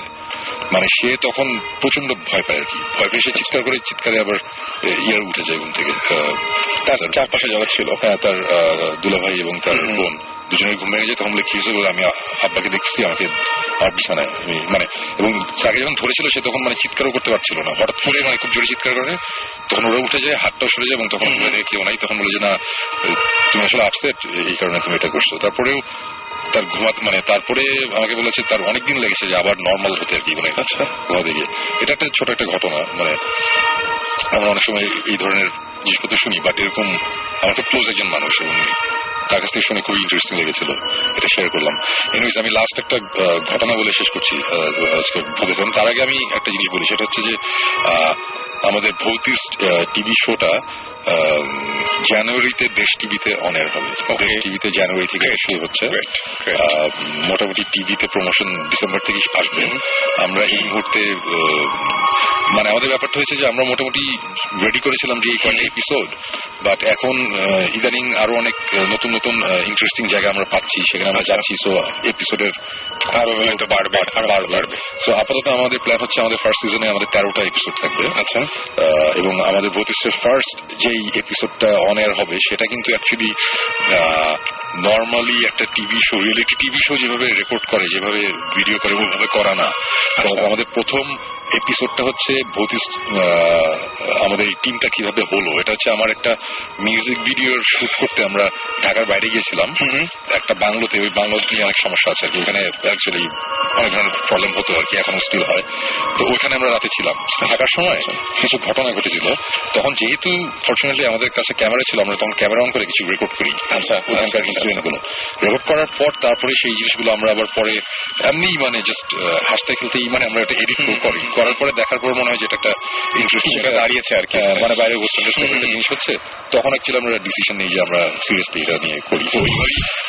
শুরু হয়েছিল ফার্স্ট এপিসোডে, যারা দেখবে তারা দেখবে একটা মানে বেশ অ্যামেচারিশ একটা ভিডিও, একটা এপিসোড, বাট ভালো করে এডিট করা ডেফিনেটলি। বাট সেকেন্ড গুলো থেকে আমাদের নর্মাল স্ট্রাকচারে আমরা ফেরত যাবো। সো হোপফুলি অনেকেই জানতে চাচ্ছিল, আমি দেখছিলাম যে অনেকেই জানতে চাচ্ছিল যে কবে ভৌতিক যাবে, কোন চ্যানেল আসবে। খুবই একটা ভালো নিউজ এবং অনেকে জিজ্ঞেস করছিল এটা। জানুয়ারিতে অন এয়ার এবং দেশ টিভিতে আসছে। ওকে ফাইন, আমার কাছে মনে হয় যেটা এটা মানে কি বলবো, শেষ করার আগে, শেষ গল্প বলার আগে এটা দারুণ একটা নিউজ ছিল। ওকে, আর এখন তাহলে আমরা লাস্ট ঘটনাটা, একদম এই ঘটনাটা অ্যাকচুয়ালি আমার খালি মানে আমার ফ্রেন্ড সার্কেলের মধ্যে ঘটা, আমিও এটাতে ইনভলভ। এবং এটা হয়েছে বেশ আগে, 1993 এর সময়কার ঘটনা। আমরা তখন কলেজে, এবং আমি আমার যে ফ্রেন্ড সার্কেল এদের নিয়ে এই ঘটনাগুলো হয়েছে, আমি কারোরই নাম বলতে পারবো না, ঘটনাটা একটু সিরিয়াস টাইপের। আমরা শুনছিলাম আমাদের ফ্রেন্ডের মধ্যে, আমরা একদিন আড্ডা দিচ্ছিলাম আমরা সবাই মিলে, তখন আমাদের একজন বলল যে আমাদের আরেক সিনিয়র ফ্রেন্ড, যে তাদের সার্কেল, তাদের ফ্রেন্ডরা নীলক্ষেত থেকে একটা বই কিনেছিল, একটা ডেভিল ওয়ার্শিপের উপর একটা বই। আচ্ছা, মানে ডেভিল ওয়ার্শিপ নিয়ে, ব্ল্যাক ম্যাজিক এগুলো নিয়ে একটা বই পেয়েছে, অনেক পুরানো একটা বই। ওই বইটা তারা কিনেছিল। তো ওই বইটা কেনার পর নাকি ওই বইটা নাকি যার বাসাতেই থাকে তার বাসায় যদি প্রবলেম হয়, এই টাইপের ব্যবসা আমরা শুনলাম। আমি বললাম যে বাহ, বেশ ইন্টারেস্টিং ঘটনা কি। তারপরে ঘাটাঘাটি করার পর তারপরে যেটা আসলে সেটা হচ্ছে যে বইটা যারা কিনেছিল তাদের একজন আমার খুবই ক্লোজ ফ্রেন্ড, সে আমাকে নিজে বলেছে যে বইটা আমরা যখন পাইছি বইয়ের ভিতরে আমরা ইনফ্যাক্ট অরিজিনাল পেপার কাটিংও পাইছি বাইরের কোন একটা নিউজ পেপারের কাটিং, যেখানে যে ওই অ্যালিস্টার ক্রাউলি, অনেকে ক্রাউলি বলে, মিস্টার ক্রাউলি, অজি অসবর্নের একটা গান আছে, এই ব্ল্যাক ম্যাজিক করতো, টেবিল ওয়ার্শিপ, ওই কাল্ট অকাল্ট দিয়েছিল, ওর সম্বন্ধে কিছু পেপার কাটিং মানে অরিজিনাল, মানে বইটা অ্যাকচুয়ালি যার কাছে ছিল সে অ্যাকচুয়ালি এইসব জিনিসপত্র নিয়ে আসলেই ঘাটাঘাটি করতো আর কি। সো তার মানে ব্যাপারটা একটু সিরিয়াস আর কি, মানে বইটা।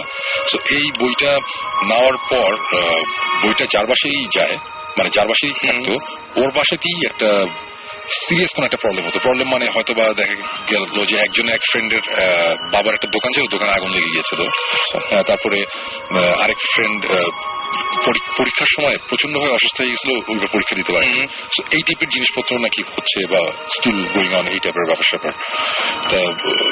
তারপরে সবাই মিলে আমরা ডিসিশন নিলাম যে এই বইটা অ্যাকচুয়ালি কারো কাছে রাখা যাবে, এটা ফেলে দিতে, পুরাই দিতে হবে। মানে তখন তো আমাদের অ্যাকচুয়ালি বয়সও কম, আমরা একটু ছিলাম এসব ব্যাপারে।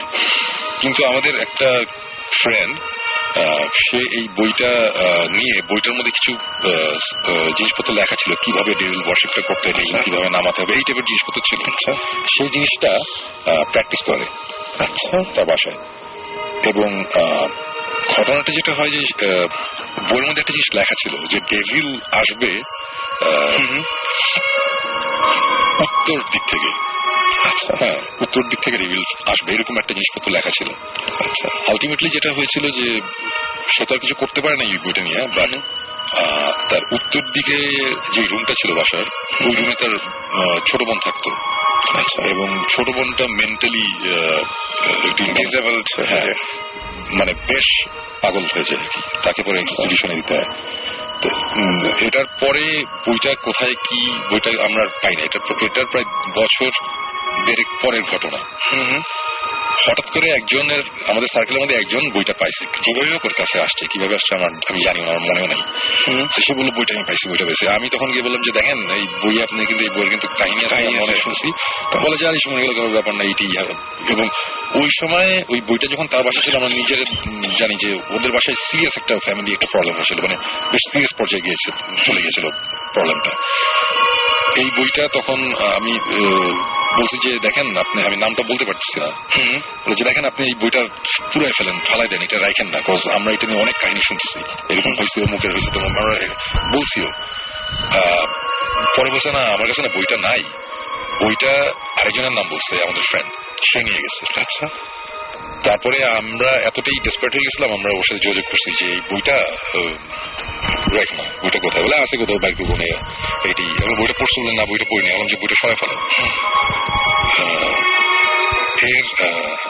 এর কয়েকদিন পরের ঘটনা, রিক্সা করে আমার এই দুই ফ্রেন্ড, যার বাসায় বইটা ছিল যার বাসায় এখন বইটা আছে, এরকম অবস্থায় দুই ফ্রেন্ডই রিক্সা করে আসছিল। একটা ট্রাক এসে রিক্সাটা খুব জোরে মারে, যে ফ্রেন্ডের বাসায় বইটা ছিল সে সাথে সাথে মারা যায়। এবং এটা কিন্তু সত্যি ঘটনা, আমি এখানে আমার ফ্রেন্ডের কথাই বলছি, রাইট? সো আমরা এখনো জানি না বইটা কোথায় আছে, কি আছে, বাট এই জিনিসটা আমাদের অনেকদিন আমাদের মানে মেন্টালি আমাদের প্রচন্ড আপসেট করে রাখছিল। মানে আমরা এখনো, আমার কাছে ব্যাপারটা অনেক মিস্ট্রি। বই তো তারপরে সেটাই, মানে ব্যাপারটা কি ছিল আমরা এখনো জানি না। বাট এই যে ঘটনাগুলো বললাম, প্রত্যেকটা জিনিস মানে রিয়েলি ডিড হ্যাপেন। মানে আমরা ফার্স্ট টাইম আমরা দেখছি জিনিসগুলো, যে মানে নট দ্যাট যে কোনো সুপার ন্যাচারাল কিছু একটা আমরা দেখছি বা কোনো ওরকম কিছু না, কিন্তু কেমন জানি একটা ব্যাপার ছিল, যে বলেন অনেকে যে কার স্টেট, একদম ব্যাপারটা এরকম ছিল। সো এই বইটা কি মানে বাংলায় লেখা ছিল? না না না, এটা পুরোই বাইরের একটা বই, এবং বইটার কোনো কাভারও ছিল না। মানে বইটার ইনফ্যাক্ট প্রথম অনেকগুলো পেজও ছিল না। আচ্ছা, বইটার পরের দিকের পেজ, মানে বইটা অ্যাকচুয়ালি কত পেজের কি আমার অত কিছু মনেও নেই। আচ্ছা, মানে এই মুহূর্তে যদি এরকম একটা বই পেতাম নিশ্চয়ই ওটা নিয়ে রিসার্চ করতাম, অনেক ইন্টারনেট অনেক ব্যাপার ছিল। তখন আমাদের ওইরকম কোনো অপশনও ছিল না যে গেলাম আর খবর পেয়ে গেলাম। সো বইটার প্রথমের কাভার তো ছিলই না, প্রথমের অনেকগুলো পেজও ছিল না। আচ্ছা, ছেড়া ছিল বইটা। এইটাই মানে এই জিনিসটা অনেকদিনই বলবো করি, বাট বলা হয় না, যাচ্ছি বলি। কিন্তু অদ্ভুত ব্যাপার, মানে একটা বই, এবং বেশ মানে আমরা খুবই আপসেট হয়ে গেছিলাম যখন অনেক বড় একটা মূল্য দিতে হয়েছে না, অনেক অনেক। আমার ফ্রেন্ডটা মারা গিয়েছিল তোমার ইয়ের ওই, এটা হচ্ছে ওই ইয়ের দিকে যাইতে গেলে রিক্সা করে ট্রাকটা বাড়ি দিয়েছিল হচ্ছে শান্তিনগর না ঠিক, এটা হচ্ছে প্রেস ক্লাবের দিকে যেতে গেলে যে চত্বরটা আছে না তার একটু আগে ওখানে রিক্সাতে বাড়ি করে মারা যায় এবং এটা পেপারে আসছিল যে একটা ট্রাক মারা গেছে। এটা আমাদের এবং ইন্টারেস্টিং ব্যাপার ওইটি তার কাছে তখন বইটা ছিল, ওর বাসাতেই যখন ছিল। আমরা এখন অবশ্য জানি না বইটা কোথায় কি বইটা যদি কার কাছে থেকে থাকে তবে না মানে আমার দরকার নেই, আমরা আজকে মনে হয় শেষ করতে পারি না। আমার মানে জিনিসটা সত্যি কথা বলতে কি যে শোন ভাই, আমি এই জিনিসটার সাথে একটা জিনিসই খালি অ্যাড করবো যে অনেকেই বলছে যে আমরাও আমাদের টিম নিয়ে বেরিয়ে যেতে চাই, আমরা এটা করতে চাই ওটা করতে চাই, কিন্তু ব্যাপারটা হচ্ছে কি যে জিনিসটা এত সহজ না, বা একটা ছোট ব্যাপার থেকে অনেক বড় ঘটনা ঘটে যেতে পারে। মানে আমার কথা হচ্ছে যে ভূত জিন বলি ভূত বলি সুপারন্যাচুরাল এগুলো বাদই দিলাম, বাট মানুষজন অনেক সময় অনেক সিলি জিনিসপত্র দেখে কিন্তু অনেক ভয় পায় এবং ওইটার রিয়াকশন কিন্তু অনেক বাজেভাবে হতে পারে, বাজেভাবে হতে পারে। তো যে আমরা ছোটবেলা একটা গল্প শুনতাম না যে বাজি লেগে ইয়েতে গেছে শ্মশানে গেছে রান্না থাকবে, সেগুলো বাসটা গেড়ে রেখে আসতে হবে, ও গেড়ে রেখেছিল চাদরের মধ্যে, তারপর আসার সময় গলায় টান পরে মনে করেছে যে কি জানি তাকে টান দিয়েছে, এই টাইপের গল্প আমরা ছোটবেলা শুনেছি। এটা খুব কমন একটা গল্প। সো আমার কথা হচ্ছে যে এই আমরা যে ভূতিস টিম আমাদের কিন্তু কোনো সার্টিফিকেট নাই, আমরা কিন্তু কোথা থেকে পাশ করি নাই যে আমাদের এইভাবে মানে আমাদের ব্যাপারে ইন্টারেস্ট আছে অনেক বছর ধরে, আমরা এগুলো আস্তে আস্তে এদিক সেদিক যাচ্ছিলাম, এখন আমরা একটা টিভি শো বানাচ্ছি। কিন্তু সবাই যদি মনে করে যে এটা জিনিসটা একটা মজার একটা জিনিস যাই একটু করি, ওটা করার আগে 10 বার আমার মনে চিন্তা করা উচিত। এগুলা সবাই সবকিছু হ্যান্ডেল করতে পারে না, মানে আমরাই অনেক সময় আমাদের অনেক ঝামেলা হয়েছে। আপনারা ভৌতিস্টের অনুসন্ধান শুরু হবে তখন দেখবেন আমরা মানে অনেক রকম ঝামেলার মধ্যে পড়েছি, মানে সবচেয়ে ভূত এসে আমাদের ধরছে খাচ্ছে এরকম কিছু না, কিন্তু অনেক ধরনের ঝামেলার মধ্যে আমরা পড়েছি। কিন্তু এইসব জিনিসপত্র অ্যাকচুয়ালি মানুষজন বুঝতে যায় না। রাইট, আমরা শেষ করব, তবে একটা কথা বলি, সেটা হচ্ছে যে যারা আমাদের SMS করতে চান তারা তো SMS এর অবশ্য এখন করে কোনো লাভ নেই, আমরা শেষ করছি। শাউট লিখে স্পেস দিয়ে আপনার নাম লিখে স্পেস দিয়ে আপনার মেসেজ লিখে পাঠিয়ে দিন 9840 নাম্বারে। আর যারা আমাদের নেক্সট শোতে আসতে চান যারা, তারা একটা কাজ করেন, সেটা হচ্ছে যে আমাদেরকে ইমেল করে ফেলেন। ইমেল করতে হলে যেটা করতে হবে, আপনার নাম এবং ঠিকানা এবং ফোন নাম্বার সহ ইমেলটা করতে হবে ভূত FM BHOOT ভূত FM, তারপর হচ্ছে FM@radiofurti.fm। এখানে আপনারা ইচ্ছা করলে ইমেল করতে পারেন। যারা এমনি বিভিন্ন চান যে আপনাদের জায়গাটা ইনভেস্টিগেট করুক ভৌতিস টিম, তারা ইচ্ছা করলে info@bhautis.com আপনারা ইমেল করতে পারেন। এছাড়াও সবসময় আশা করব যে মানে আপনারা যারা আসতে চান বেসিক্যালি, তারা অনেকেই বলেছেন যে কিভাবে ভূত FM আসা যায়, কিভাবে আপনার এক্সপিরিয়েন্স শেয়ার করবেন, তাদেরকে বলবো যে আগে ইমেল করতে হবে। এবং ইমেলে অবশ্যই আমি গতবারও ইমেল পেয়েছি অনেকগুলো, যেগুলোতে ফোন নাম্বার এবং ঠিকানা ছিল না। আপনারা অবশ্যই ফোন নাম্বারের সাথে সাথে ঠিকানাটাও দিয়ে দিবেন যে কোন জায়গা থেকে বলছেন, এবং যদি আসতে পারেন তাহলে সেটা নিচে ছোট একটা নোট দিন যে আমরা আসতে পারবো, যদি ঢাকার বাইরেও হয় সেটা। যাই হোক, শেষ করব, কথা হবে আবারও আগামী শুক্রবার ঠিক 11:59। সে পর্যন্ত আশা করব সবাই সুস্থ থাকবেন, সুন্দর থাকবেন এবং মোস্ট ইম্পর্টেন্টলি নিরাপদ থাকবেন। একটা কথা বলতেছিলাম, যারা আজকে নতুন লিসনার যদি ভৌতিস্টের কি টাইপের কাজগুলো দেখতে চাই, ইউটিউবে BHOUTIST সার্চ দিলেই ভৌতিস্টের একটা ছোট্ট ডেমো বের হয়ে আসবে, দেখতে পারেন। অসম্ভব সুন্দর সেটা। যাই হোক, আমরা গান শুনতে শুনতে আজকে শেষ করি এখানেই, ঘড়িতে বেশ অনেক রাতি হয়ে গেছে, শেষ করছি আমরা। এবং লাস্টে গানের মাঝখানে আমরা শেষ করি সুমন ভাইয়ের একটা গান আছে, ঘুম। শোন ভাই, ঘুম। ওকে, সবাই ঘুমাতে।